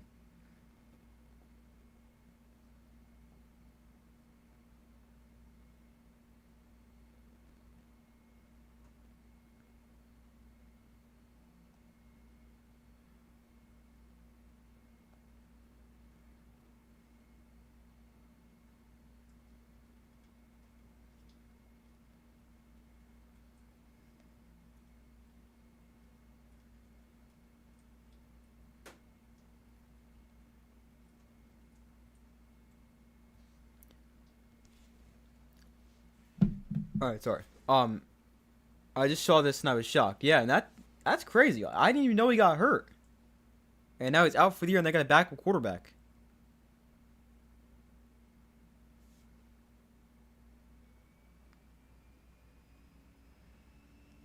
Wonder why the NFL won't mix up divisions and conferences. I don't know. I mean, probably just because it's been like this for years and don't want to change it. But I've never really given much thought to that.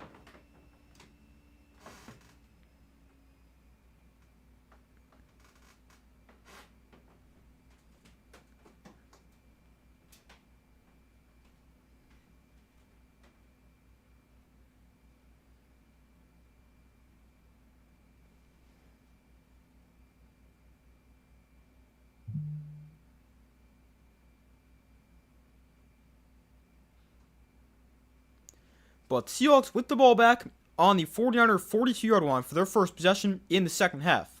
Here's Kenneth Walker, and he gets it to the left side, and he's got a good run, 7 yards, on their first play from scrimmage of the second half.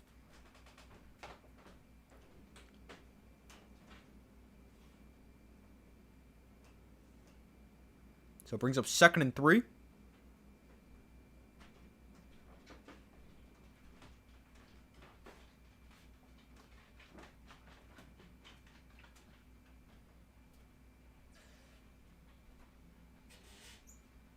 Maybe it's all about rivalries. Yeah, it could be.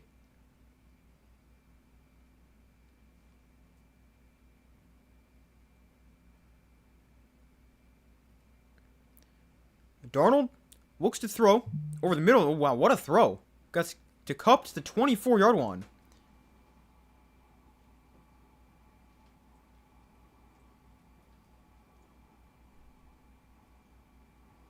That was a very tight window to get that ball into, but he got it there.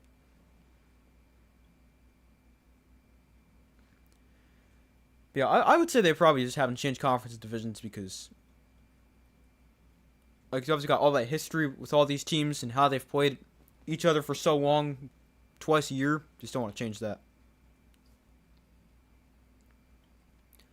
They go back to the ground here. Here's Walker, and he's got space. Walker almost able to break a tackle, but he gains 8 there. And a nice run brings up 2nd and short.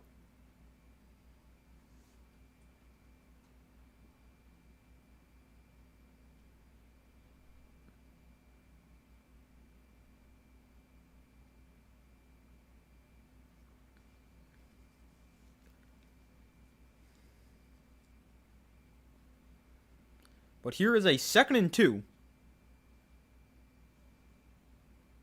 Darnold under center.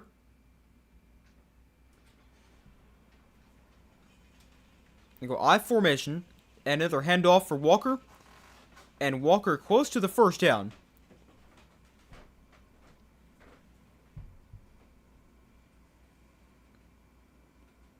And they are going to move the sticks there.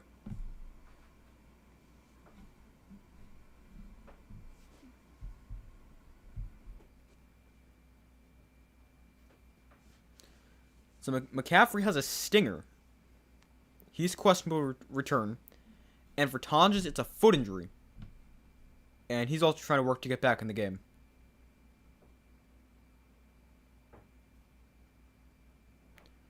But here's a first down here.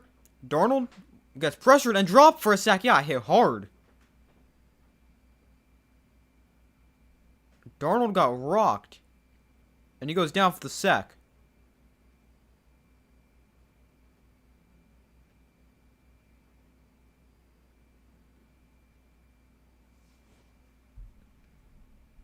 But it brings up 2nd and long here after that one. I think there's too many teams miss the playoffs with a good record, and then you have divisions like the AFC and NFC South. Well, the AFC South is actually pretty good this year, but I get your point. You got teams like the Panthers were below 500 making the playoffs. I get what you're saying. Here's a toss to Walker to the right side on 2nd and a mile, and he'll gain about 5.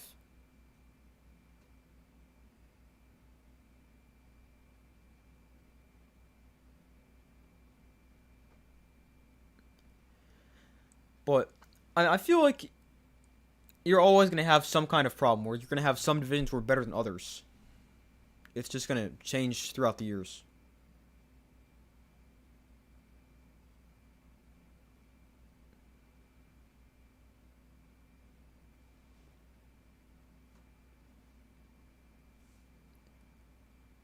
But here is a 3rd and 13 for the Seahawks. Empty backfield for Sam Darnold. 49ers bring a blitz. Darnold gets pressured. Sets up the screen for Smith and Jigba. And JSN is still on his feet. And he'll get close to the first down. But he'll gain 11. He needed 13. And brings up 4th down.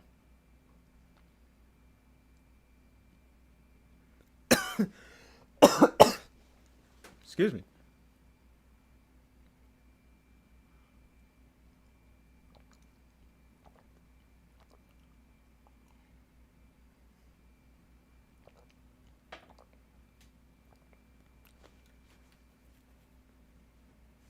NFC South so bad. It's terrible. I think they could be better in the future. The Falcons have a lot of potential. The Panthers definitely trending up. And even the Saints as well. And the Buccaneers are decent. But overall this year, they were pretty bad. But the field goal here for Jason Myers is good. And it's now 27-6.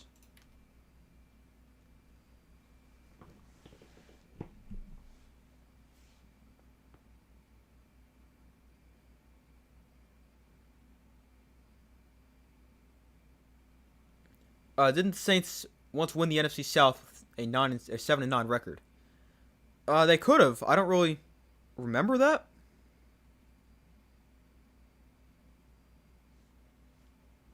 But definitely possible. I'll look that up real quick.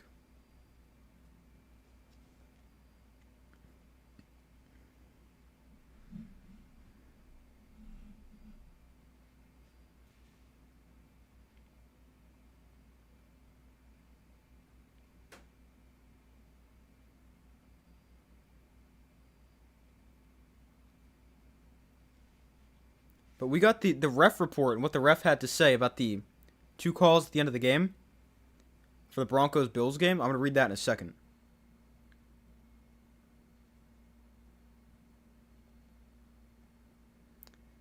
Yeah, the South, it was competitive. It just wasn't, like, great.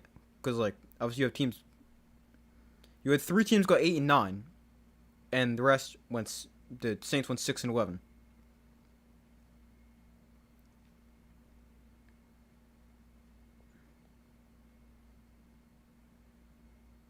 Let's see. I'm trying to find the year the Saints could have won the division. at 7-9.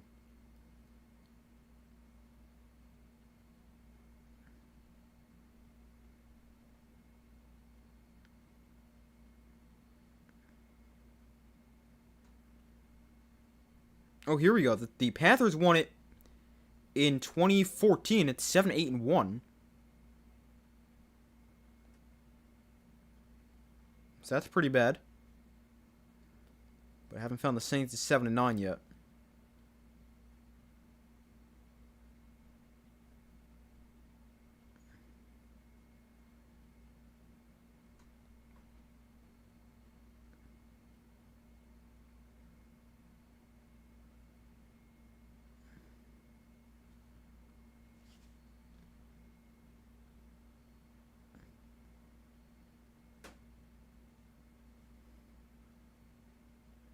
But I will continue to look for that in a second.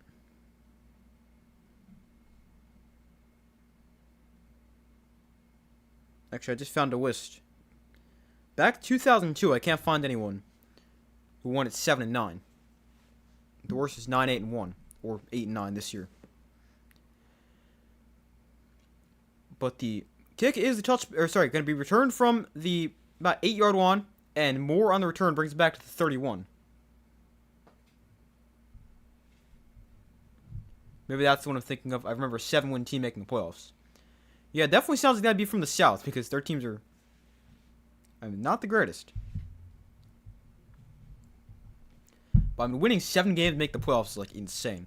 Obviously, it was easier back then, and there was only a 16-game schedule as opposed to 17, but that is still really bad. So McCaffrey's back in the game here for the 49ers. And Purdy going to look to throw. Purdy steps up, and he throws underneath for Juszczyk, makes the catch, and he gains 10 and a first down.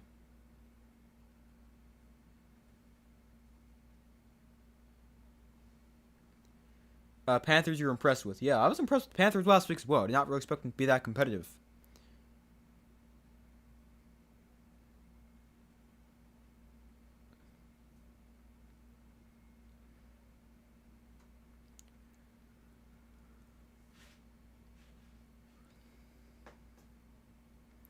So 1st and 10 here from the 42-yard line. Purdy in shotgun back to his left. Purdy going to look to throw. Purdy. Now time runs out and he throws underneath. It is intercepted. Picked off for the 47-yard line. He just floats it for the tight end Farrell, who just does not attack the ball. And the defender just swoops right in there and steals it.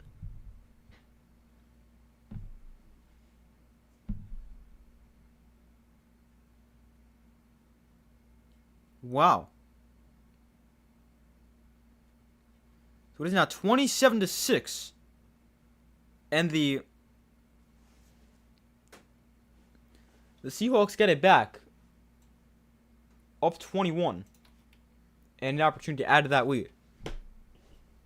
You're shocked at the Buccaneers' total collapse. Yeah, me too. And they started off the year looking really good. Baker Mayfield was playing an MVP, and then they just fell off an absolute cliff. Like, I think they started, it was 5-1. And then they went, I don't know the exact number, pretty bad the rest of the way.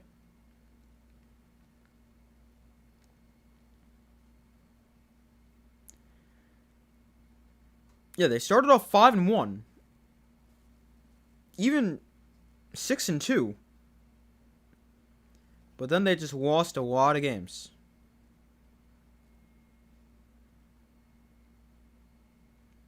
They lost 7 of their last 9 games. And just fell off a cliff. 5-1, finished 8-9, yeah. It's not good.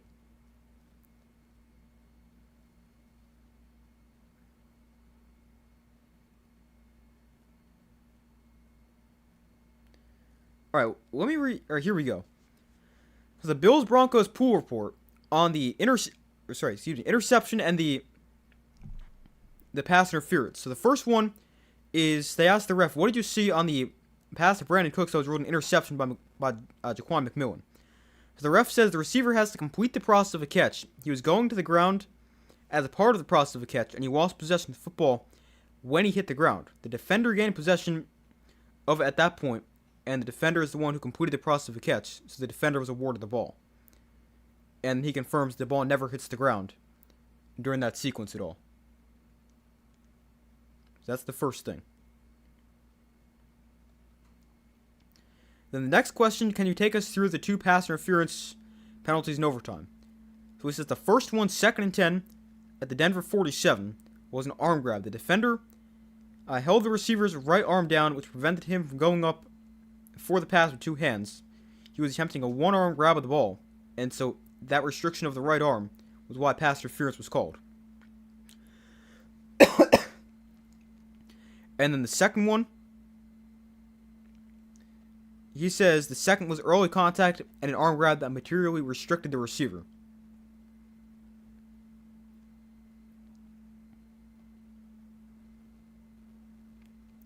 I mean, I really don't think the penalties were that bad. I'll get back to that in a second. But I really didn't think the penalties at the end of the game were that bad. Like, I know other people disagree, but I thought they were probably the right call.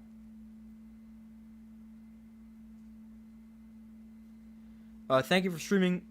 Too bad it's such a bad game. Well, thank you for watching. Glad you enjoy it. But, yeah, I mean, you can't have all the playoff games be good, although obviously the last game was amazing.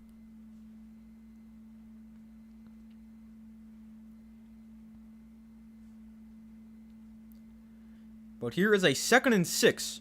Handoff up the middle here for Kenneth Walker, and he slips and gains a yard. I'm pretty sure Bowles will be out during the offseason. I'm not so sure about that, because if they're going to fire him, they've got to do it now, and they've probably would have done it already. I think he's got 1 more year. Well, I just saw this. The Seahawks with a new left tackle in the game. Charles Cross not out there. That is pretty big. Hopefully, Charles Cross is okay. Sorry, I'm like all over the place. So sorry if you guys find this hard to follow. So 3rd and 5. Darnold force 1. Caught by Walker. Who is taken down and out of bounds at the 28-yard line. And a first down there for Seattle. But, going back to Todd Bowles real quick. I don't think he's going to get fired because this offseason at least, because they would have done it already and tried to hire one of the better head coaching candidates like a Harbaugh or Stefanski. But I think he's staying.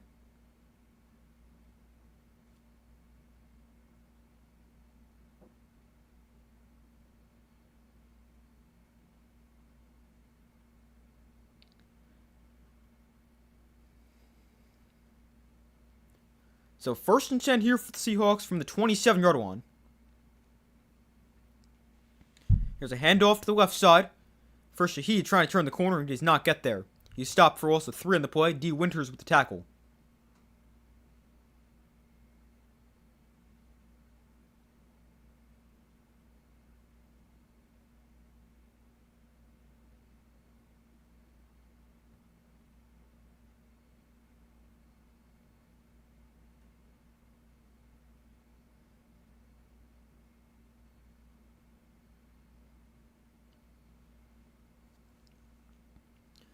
But here is a 2nd and 13.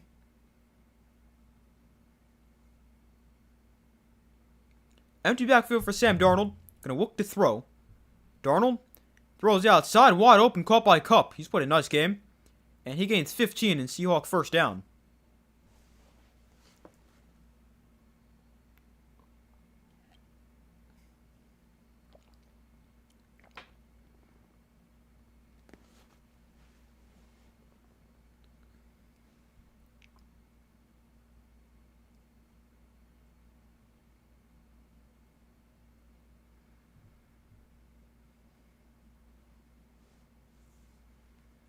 Cooper Kupp has 5 catches for 60 yards. Caught all 5 of his targets.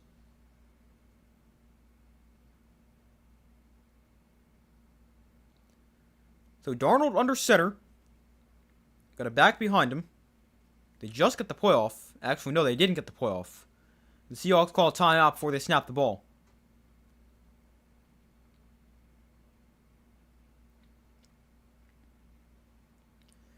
So that's their first time out here in the second half. Comes with 2:28 to go in the third. And the Seahawks up 27-6.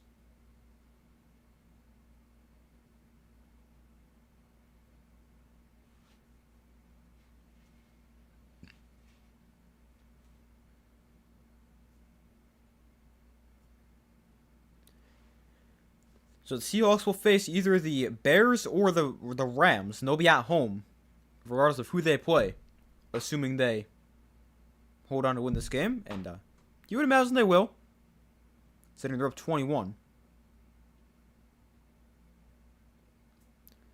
Be back in a few. Okay, sounds good.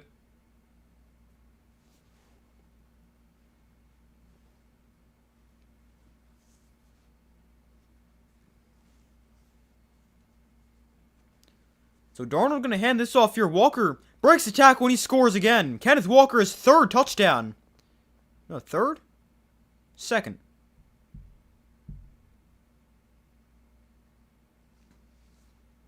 I think it's his second. But either way, a touchdown there for Walker. A multi-touchdown game for him. And the Seahawks extend the lead.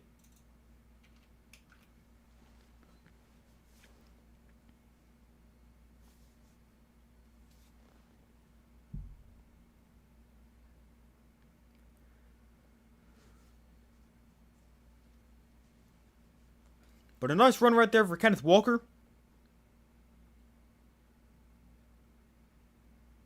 And the extra point is good. So 34-6. Man, I really did not see this kind of game coming. I thought this would be very close, lower scoring. But the Seahawks have come out and just absolutely dominated. Definitely did not see this coming.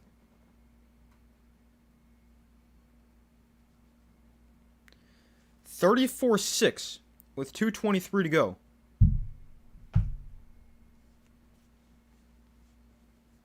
That's still in the third quarter, by the way. I'm sure you guys figured that out, though. Yeah, Walker, that's his second touchdown. He's run it 14 times for 79 yards and 2 scores.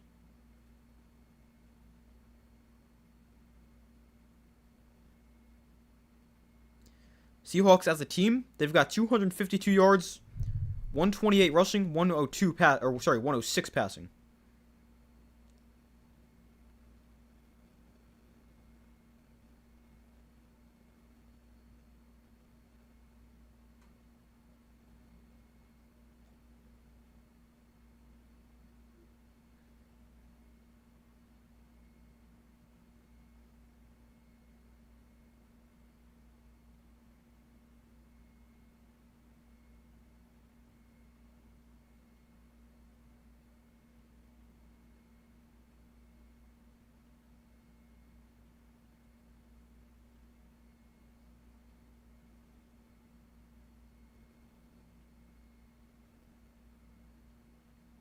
Hold on 1 second.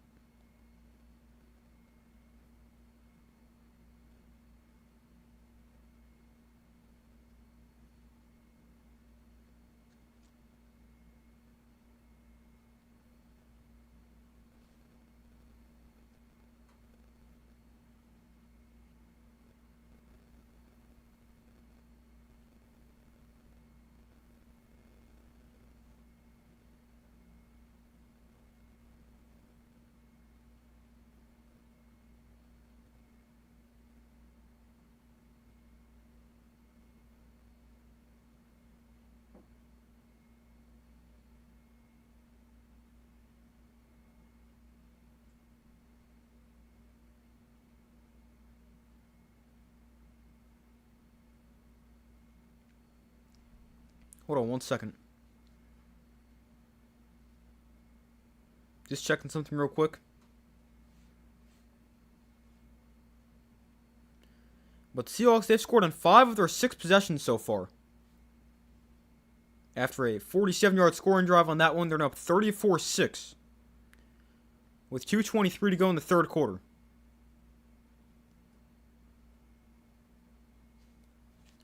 But the kickoff is returned here by Sky Moore, and he's got a decent return to the 31.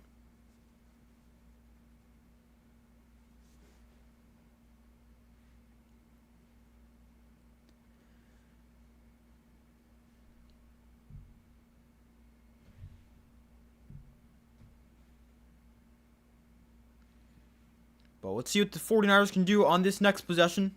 Down by a lot. Down by 28 points. This would be the greatest comeback of all time if they win this game. I wonder at what point you take the starters out if you're the Seahawks. Oh, so you're up 28.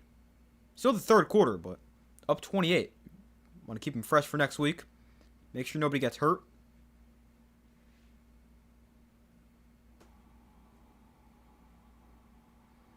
At this point, I tell them make business decisions. Don't worry about making the spectacular play. Make sure you can stay healthy. Don't worry about if you get an extra 5 yards or whatever.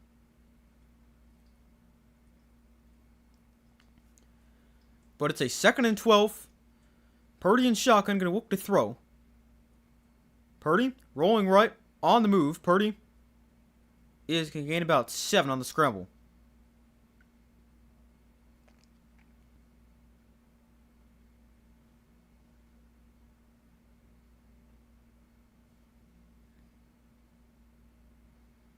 Wonder what's up with Zach Charbonnet, too. I see him sitting over on the bench, so he doesn't look like he's got a significant injury, but haven't seen him since he got hurt, so hopefully he's okay. But luckily for the Seahawks, they don't really need him right now.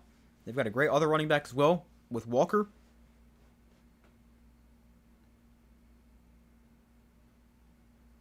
And they can have him rest up for the second half.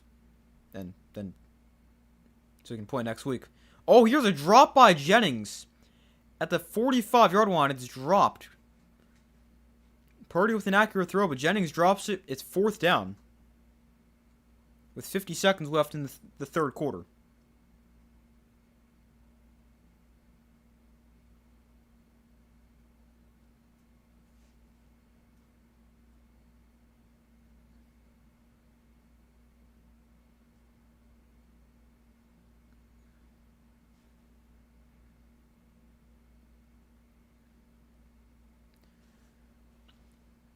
So prior to the 4th down, Seahawks call a timeout. Does Mike McDonald's really done that quite a bit? Before any big play, he'll call a timeout. Or not even like a huge play, like a game-deciding play, but just before a 4th down, he'll call a timeout. But I mean, his defense is always really good, so I guess it works for him.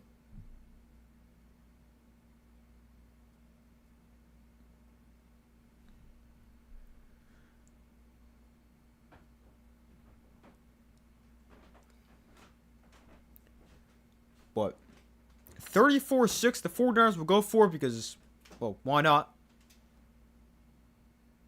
And we'll see what they can do here on 4th and 3.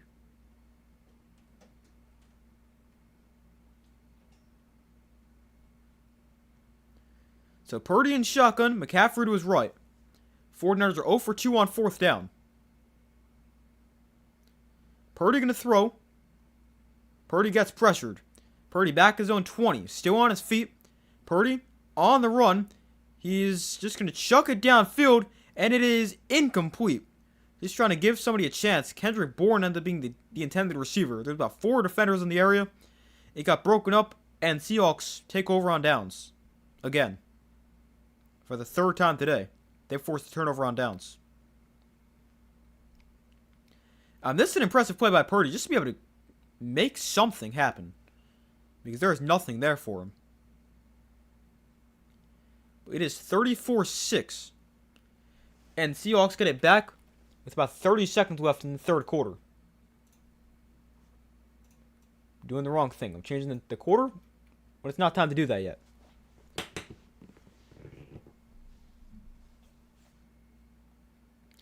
But we wait for them to come back from commercial at the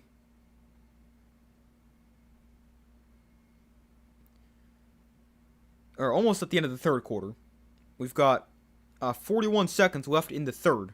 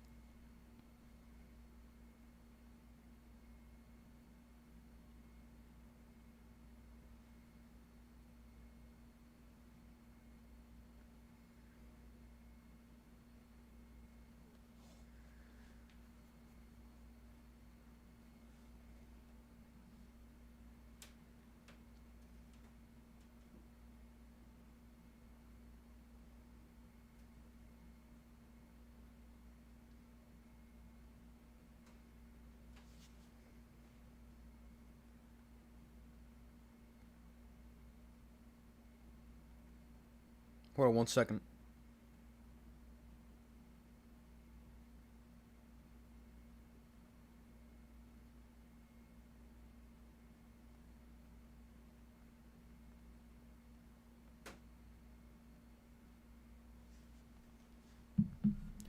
Alright, but now they're finally back from commercial.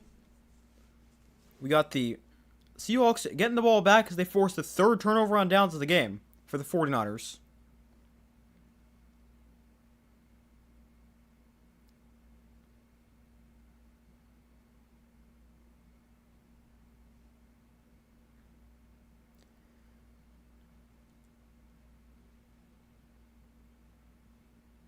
Purdy's averaging 4.3 seconds to throw, which is the longest in the NFL since 2016 today. But his receivers just not gotten open.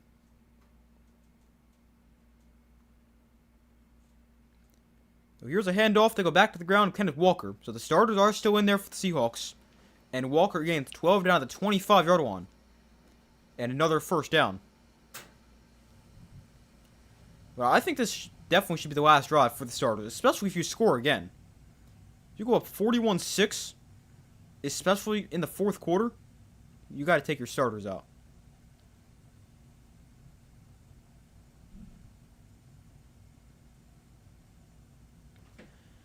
But we head to the fourth quarter, 34-6, the Seahawks lead.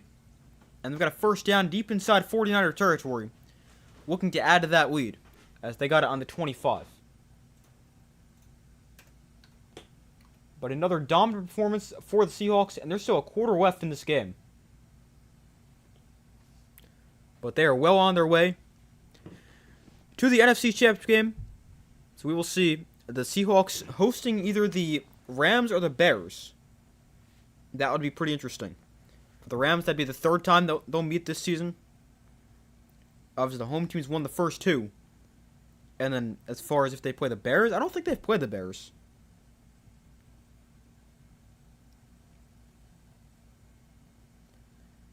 I'm looking. I don't think so.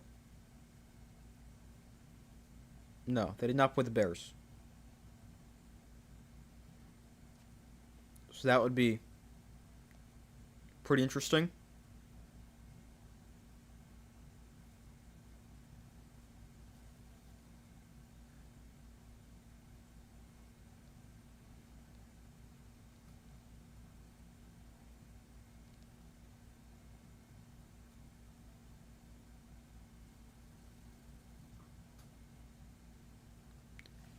But we still wait for them to come back from commercial. Still got 15 minutes left in this game.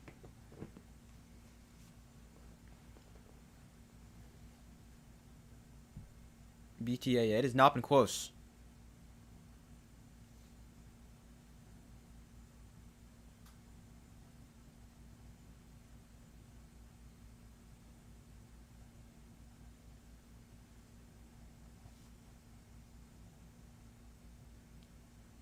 But for those of you still watching, I appreciate you guys sticking around even though we know the game's over.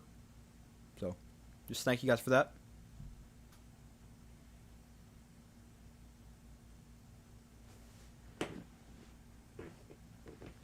But we still wait for them to come back from commercial as we go to the fourth quarter. 34-6 is the score. And it could be even worse after this current drive for the Seahawks, because they got the ball inside the 49ers' 30-yard line.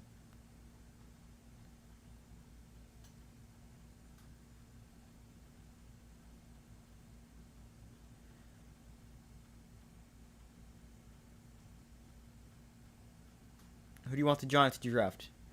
I mean, I don't know. I haven't really thought about that too much. Caleb Downs, maybe?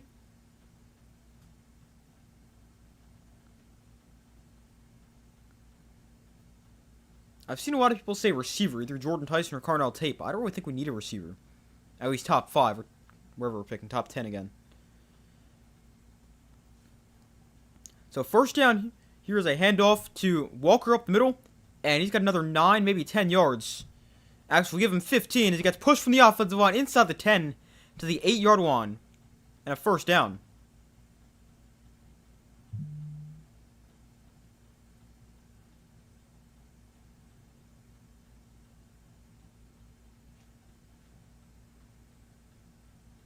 Running back from Notre Dame would be good, I think. Yeah, I think Jeremiah Love's going to be so good. But just Giants don't need a running back. They got Skyward, they got Tracy. They don't need a running back. So, a lot of people say he's going to go to the Chiefs.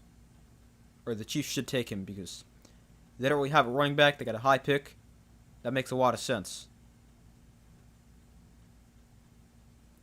So, Darnold under center from the 9. First and goal, Seahawks. And a handoff, Walker to the right side. And he's got nowhere to go. He's taking down for walls of 3.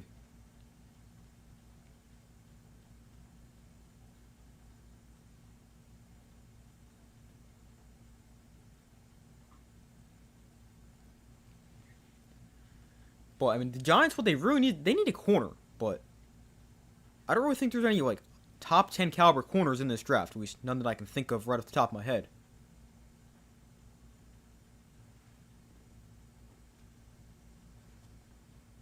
But corner is safe. They need help in the secondary. So, I mean, I'll take Caleb Downs. He's a really good player. He's probably my top option right now. Handoff, Walker up the middle. He runs through a tackle and gets down to the 6-yard line.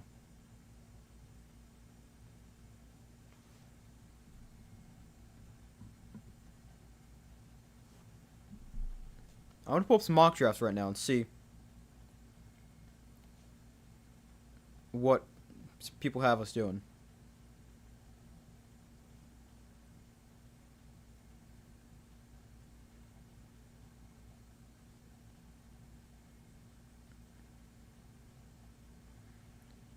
This one on CBS I found says Keldrick Falk out of Auburn. Not gonna lie, I don't know who that is. Boy, he's probably pretty good if we're taking the top 10.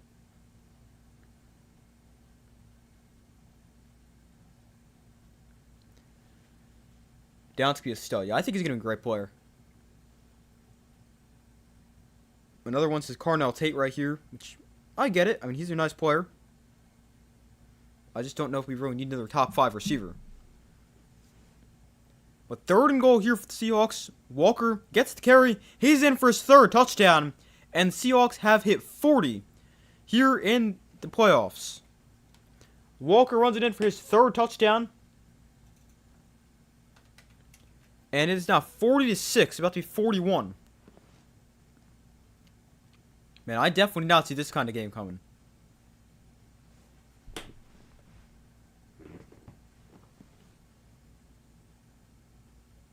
Great block on the outside. Walker into the end zone easily. And I think that should do it for the starters for the Seahawks. You're now up by 35 points in the 4th quarter. I think you can comfortably take your starters out. I think you probably could have already done that.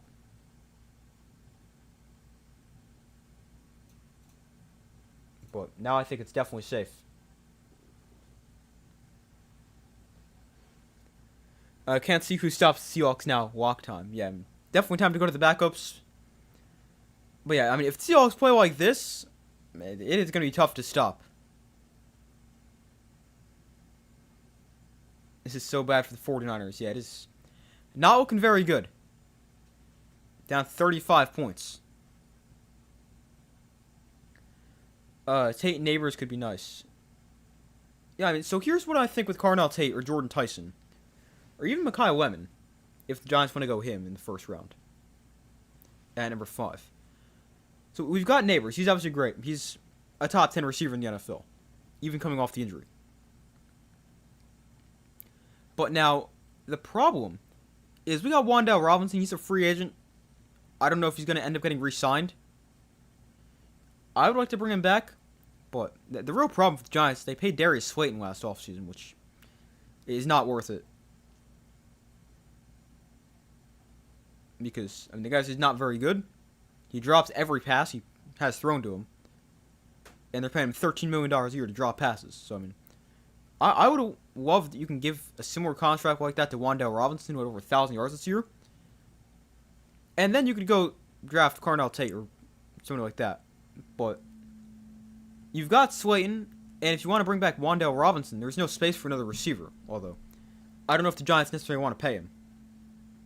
Robinson, that is. But I do think Cardinal Tate's a great player. I just don't know how he fits with the Giants. This mock draft sees Spencer Fano, a lineman from Utah. It feels really weird the Giants don't really need an offensive lineman. I mean, taking one's not going to hurt, but I kind of like what they have. Because,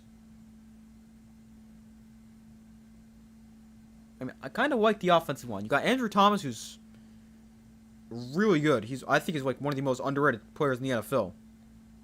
But he's a top 3 to 5 left tackle. You've got run unit left guard is not amazing, but he's pretty solid. Center's not great, although I like to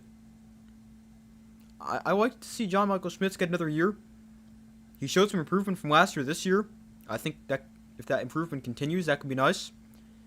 They do have a little bit of a hole at right guard and right tackle, if they want to bring back Jermaine Illuminor or not, but I like to bring him back.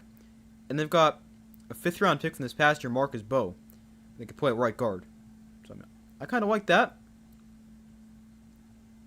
But, I mean, I don't really think you need to take an offensive lineman in top 5. I'm not saying don't take one at all, but I don't think we need to see one go top 5 for the Giants. Niners need to win because then you got no homework. Well, looks like you're unfortunately going to have some homework.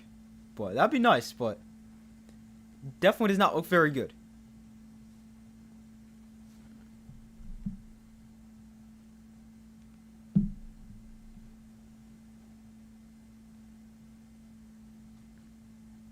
But here's a handoff. McCaffrey up the middle.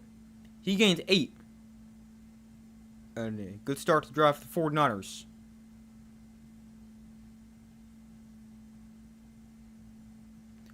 Giants offense very promising. Yeah, I'm really optimistic for this offense for the Giants. Dart's great. You got a great running back duo with Tracy and Scadaboo. You got the receivers with Neighbors and people like that. The offensive line's honestly not bad. They got a very good offense. That should be pretty good next year. Here's a run play with James up the middle for again about a yard.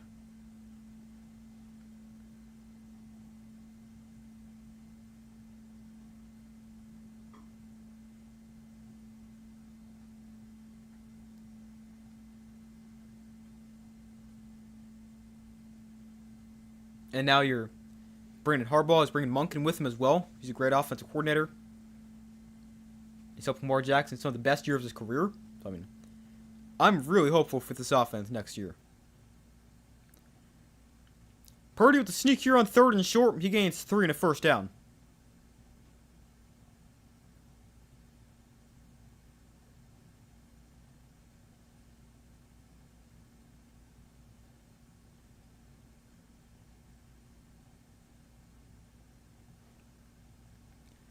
So 1st and 10 for the 49ers on their own 47. Purdy under center, going to look to throw. Purdy rolls left. And Purdy going to keep himself, and he'll dive ahead for gain of about 4.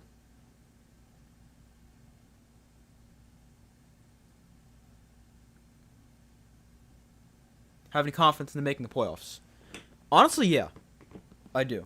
Like, the NFC is very good, so it might not be the easiest because you've got a ton of good teams in the NFC. Like, you've got the Eagles. You've got the Commanders. If they come back healthy, they're decent. Although, I don't think they're quite as good as they were last year. But you've got all 4 teams in the North have potential to make the playoffs. The South is going to get 1, obviously. And the West is really good as well. Here's another throw underneath for Purdy to James for getting about 6 and a first down. But, yeah, there's a lot of good teams in the NFC. But I really do think the Giants have that potential to be a playoff team next year. I think the offense is going to be good. The defense has pieces. You just got to fix the run defense and get a few players in the secondary. And they're right there. I'm not saying they're going to go in the Super Bowl next year or even have like a Patriots level jump from last year to this year for the Giants, obviously this year to next year. I think they'll be a very solid team. Purdy scrambles here for gain of about 2.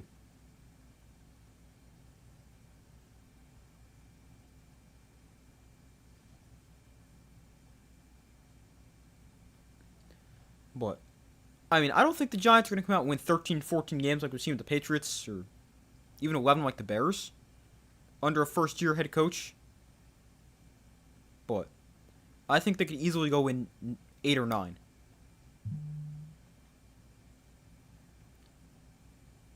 Oh, we got the...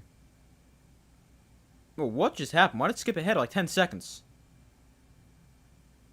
I got no idea. But sorry about that. So apparently I was really behind. But we're at commercial now. Not sure why.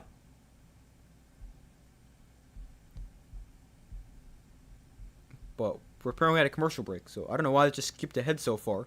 But sorry about that.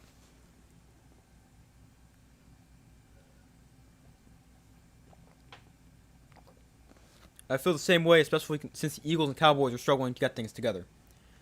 Yeah, I mean, and the Commanders, obviously they've got some talent. Jaden Daniels, when he's healthy, is great, but they did not look very good this year, even with Jaden Daniels.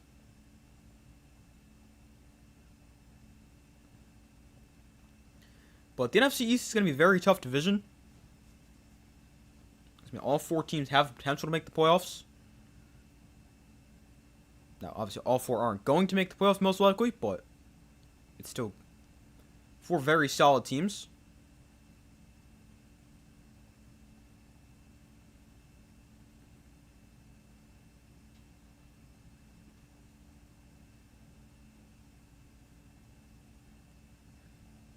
But yeah, I mean, the Giants, like, they got a lot of potential going into next year. Especially because you bring in John Harbaugh, who the guy knows how to win.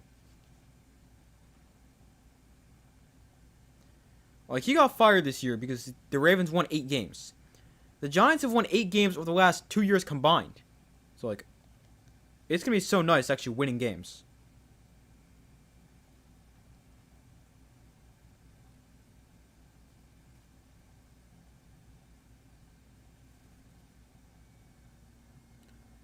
I still think the Eagles will finish top of the division, but I can definitely see the Giants right behind them. Yeah, I think the Giants, they've got the potential to win the division. Especially if the Eagles look a lot like they did late in the year this year. With a good defense, but not much of an offense.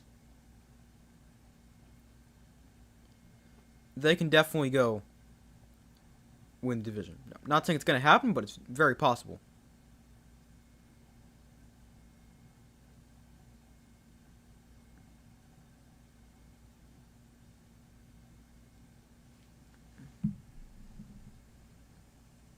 $41-6. Yeah, it has not been close. So Drew Lock is now in for the Seahawks. He replaces Sam Darnold. We've got some backups in. And Seahawks will just most likely just run the football a ton and try to run out this clock with 9:12 to go in the 4th quarter. Here's a handoff for Dallas. And he'll get stopped at the line of scrimmage. Or sorry, that's Jones. Why do I think his name was Dallas? Also, who is this guy? Jones. I don't know who he is. But I'll look him up.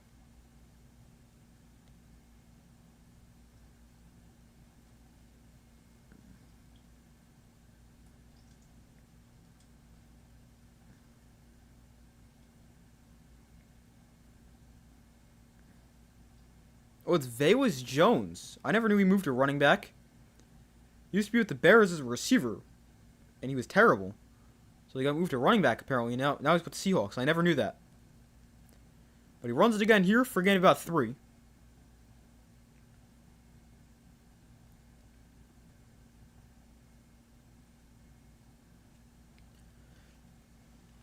49ers might as well forfeit. Yeah, at this point.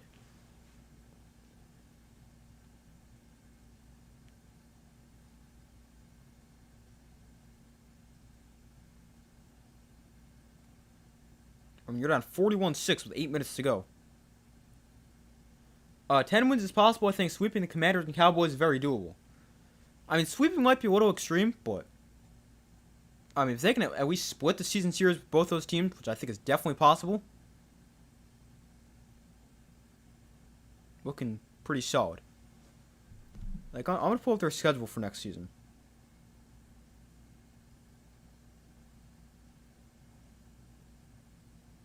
Like, obviously, we don't know when they're playing what teams, but we know what teams they're playing.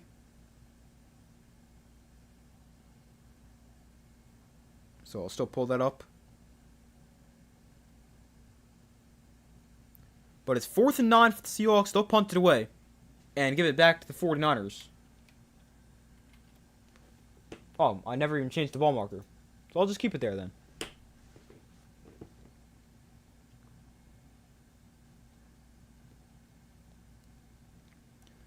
So Dixon punts it away, and the 49ers get it back. Moore fields it at the 13 and brings it back to the 18, so 5 yards on the return.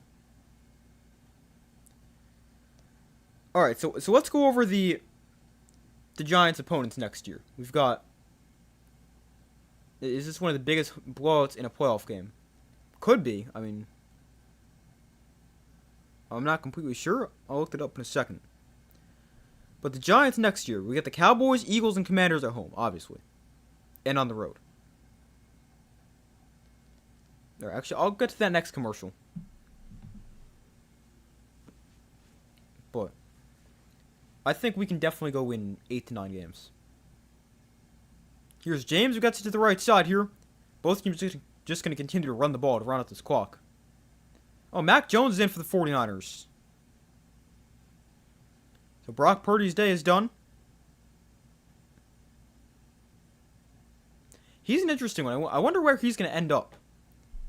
He played pretty well with the 49ers. I think he'll probably end up starting for somebody next year. But he's got some potential as a starting quarterback. He throws over the middle here. It's knocked down, trying to get to Kendrick Bourne. But quarterbacks like Mac Jones or Malik Willis or somebody like that, they're going to be interesting to see what ends up happening. Because they're all free agents. And they've shown a lot of potential when they've played. So I think we could see a couple teams try to go make a move and see if they've got anything. And give them an opportunity as a full-time starter.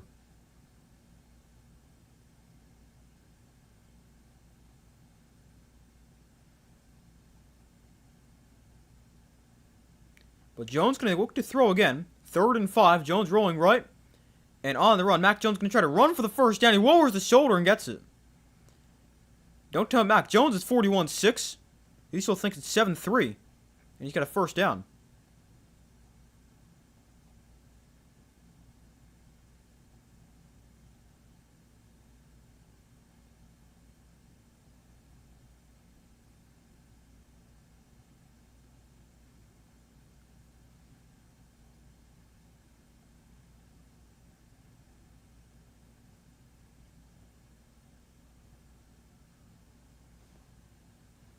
So 1st and 10 from the 31. And throw it underneath to Robinson.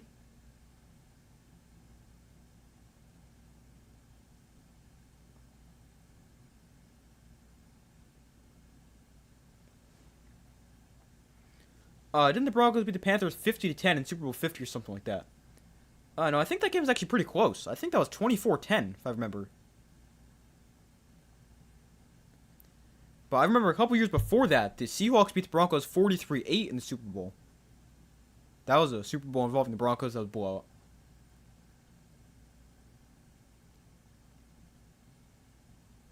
I think that would have been Super Bowl 48, 47 or 48. I know that was the one at MetLife. Or the Seahawks just dominated.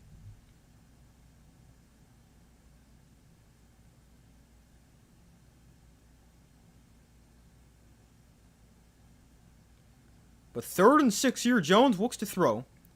Jones takes a shot down the field. It is behind Jennings and incomplete.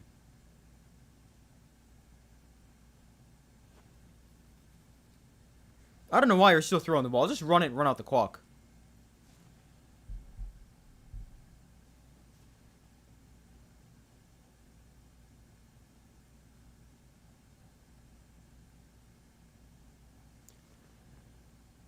That was 48 because the Patriots beat the Seahawks in 49. Okay, that makes sense. Yeah, that prevented the Seahawks from going back-to-back. When they didn't run the ball.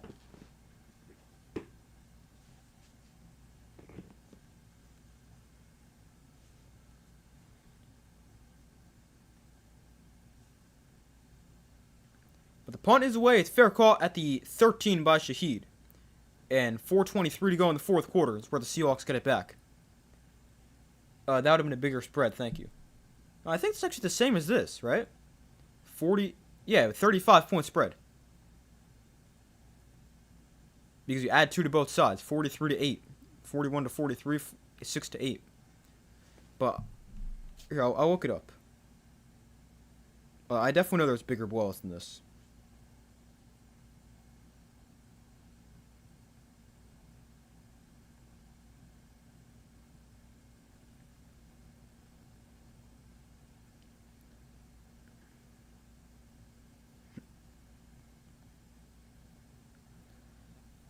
So from the 14, here's a toss to Jones to the right side. He's got space, and a game about 7.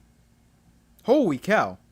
The biggest playoff blowouts in NFL history include the Bears' 73-0 win over Washington in the 1940 Super Bowl. There's a 1940 championship. Pre-Super Bowl era. The biggest blowouts of the Super Bowl era. The 2000 AFC Divisional Round, the Jaguars beat the Dolphins 62-7. The 1991 AFC Championship game, the Bills beat the Raiders 51-3. 1987 NFC Divisional Round, Giants beat the 49ers 49-6. You've seen quite a few blowouts. Those are some of the top 3.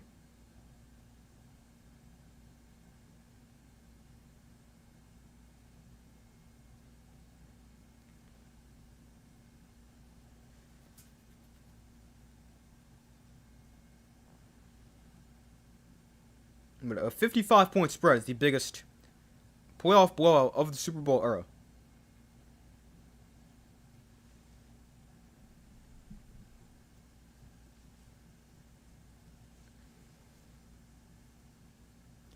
But 3rd and short here for the Seahawks on their own 23.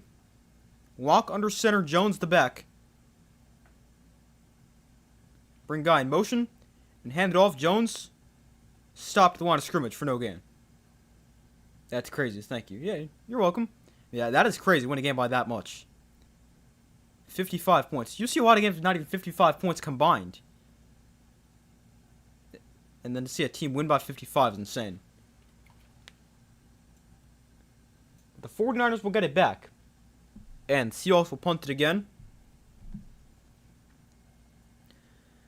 But I said we'll go back to this next commercial, but apparently we're just not going to get any commercials. But I'm going to go back to the Giants' schedule. And a realistic thoughts next year so far.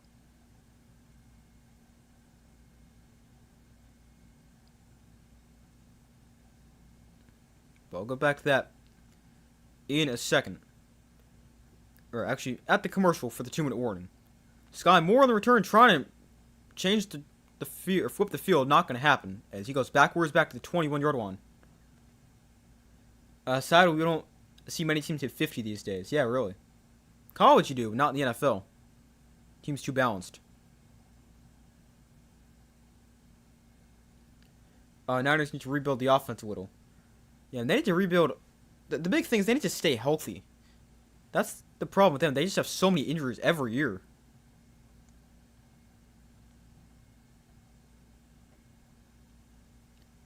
But yeah, they need some receivers. That's what they really need. Alright, but going to the Giants real quick. The schedule next year. Cowboys, Eagles, Commanders at home. I would say we can split all 3 of those games. Win all 3. Well, I'll give them 2 wins right there. They're beating the Cardinals at home. They're beating the Browns at home. I'll say a loss to the Jaguars. I'll say a win against the Saints. A loss to the 49ers. A win against the Titans. That is 1, 2, 3, 4, 5, 6 home wins right there. And then on the road, I'll say they lose to all 3 divisional teams. And I'll give them 1 win in the road. That's against the Colts. So that's 7 wins right there.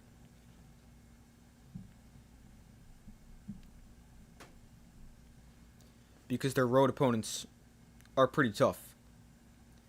Cowboys, Eagles, Commanders, and then Lions, Texans, Colts, Rams, Seahawks. That is a tough road schedule.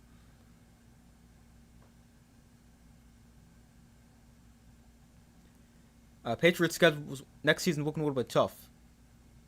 Well, it makes up for this year when everyone says you guys have an easy schedule.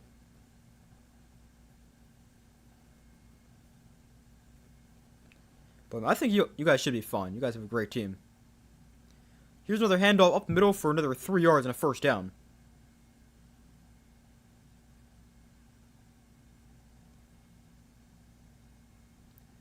But the Patriots' schedule next year, I just pulled it up. Yeah, the away games are like impossible. The home games are like all winnable, but the away games are extremely tough.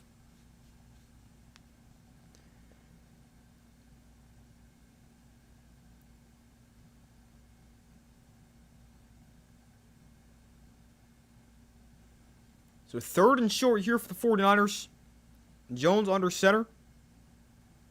Hands off here to James, and he's got a first down, again a 5. The Patriots' schedule, they got Bills, that's tough.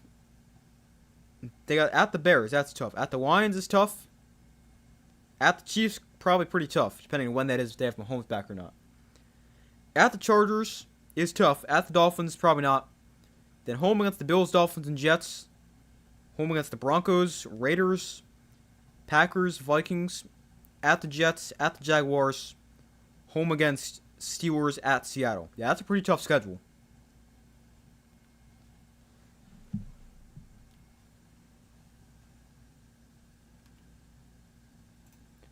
But the final score here, the game is now over. Final score 41-6. The Seahawks absolutely dominate, and they're headed to the AFC Championship game. Or sorry, the NFC Championship game. That'd be impressive if the Seahawks played in the AFC Championship game. But they're headed to the NFC Championship game, and they will host either the Rams or the Bears next week. After they destroy the 49ers, win 41-6. Man, what a game for the Seahawks, that is. Not entertaining-wise. I mean, the most I see the Giants going is like 8-9. Yeah, I mean, I think that's tough. They got a tough schedule. I mean, they've got the potential to go a little bit better, but it's tough with the schedule they've got. We need to adjust the O-line. May was sacked 54 times this season.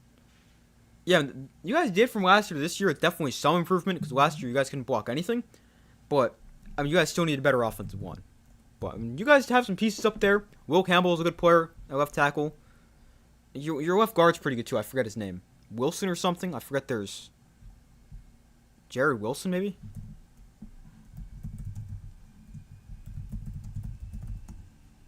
Yeah, Jared Wilson. He's not bad either. But yeah, the Patriots definitely need to revamp the offensive line a little bit. And be able to protect Drake May. Could also get a few more weapons for May as well. Considering your best weapon right now is like Stephon Diggs, like 30 years old.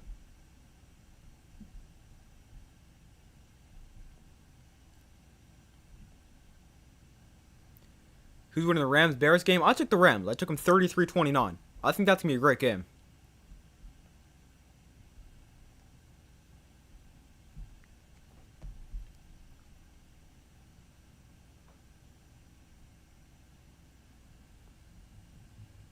Have a good night. See you next time. Okay, thank you for watching. Have a good rest of your day. I appreciate it.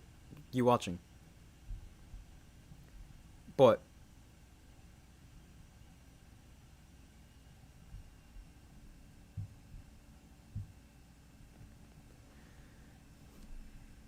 great streams. Have a great one. Thank you guys. Thank you guys as well. But yeah, that's where I'm gonna end this stream. Final score 41-6. The 49ers dominate the Seahawks. Sorry, wow. The Seahawks dominate the 49ers. And they are moving on to the NFC Championship game. Great job again. Thank you. Appreciate that.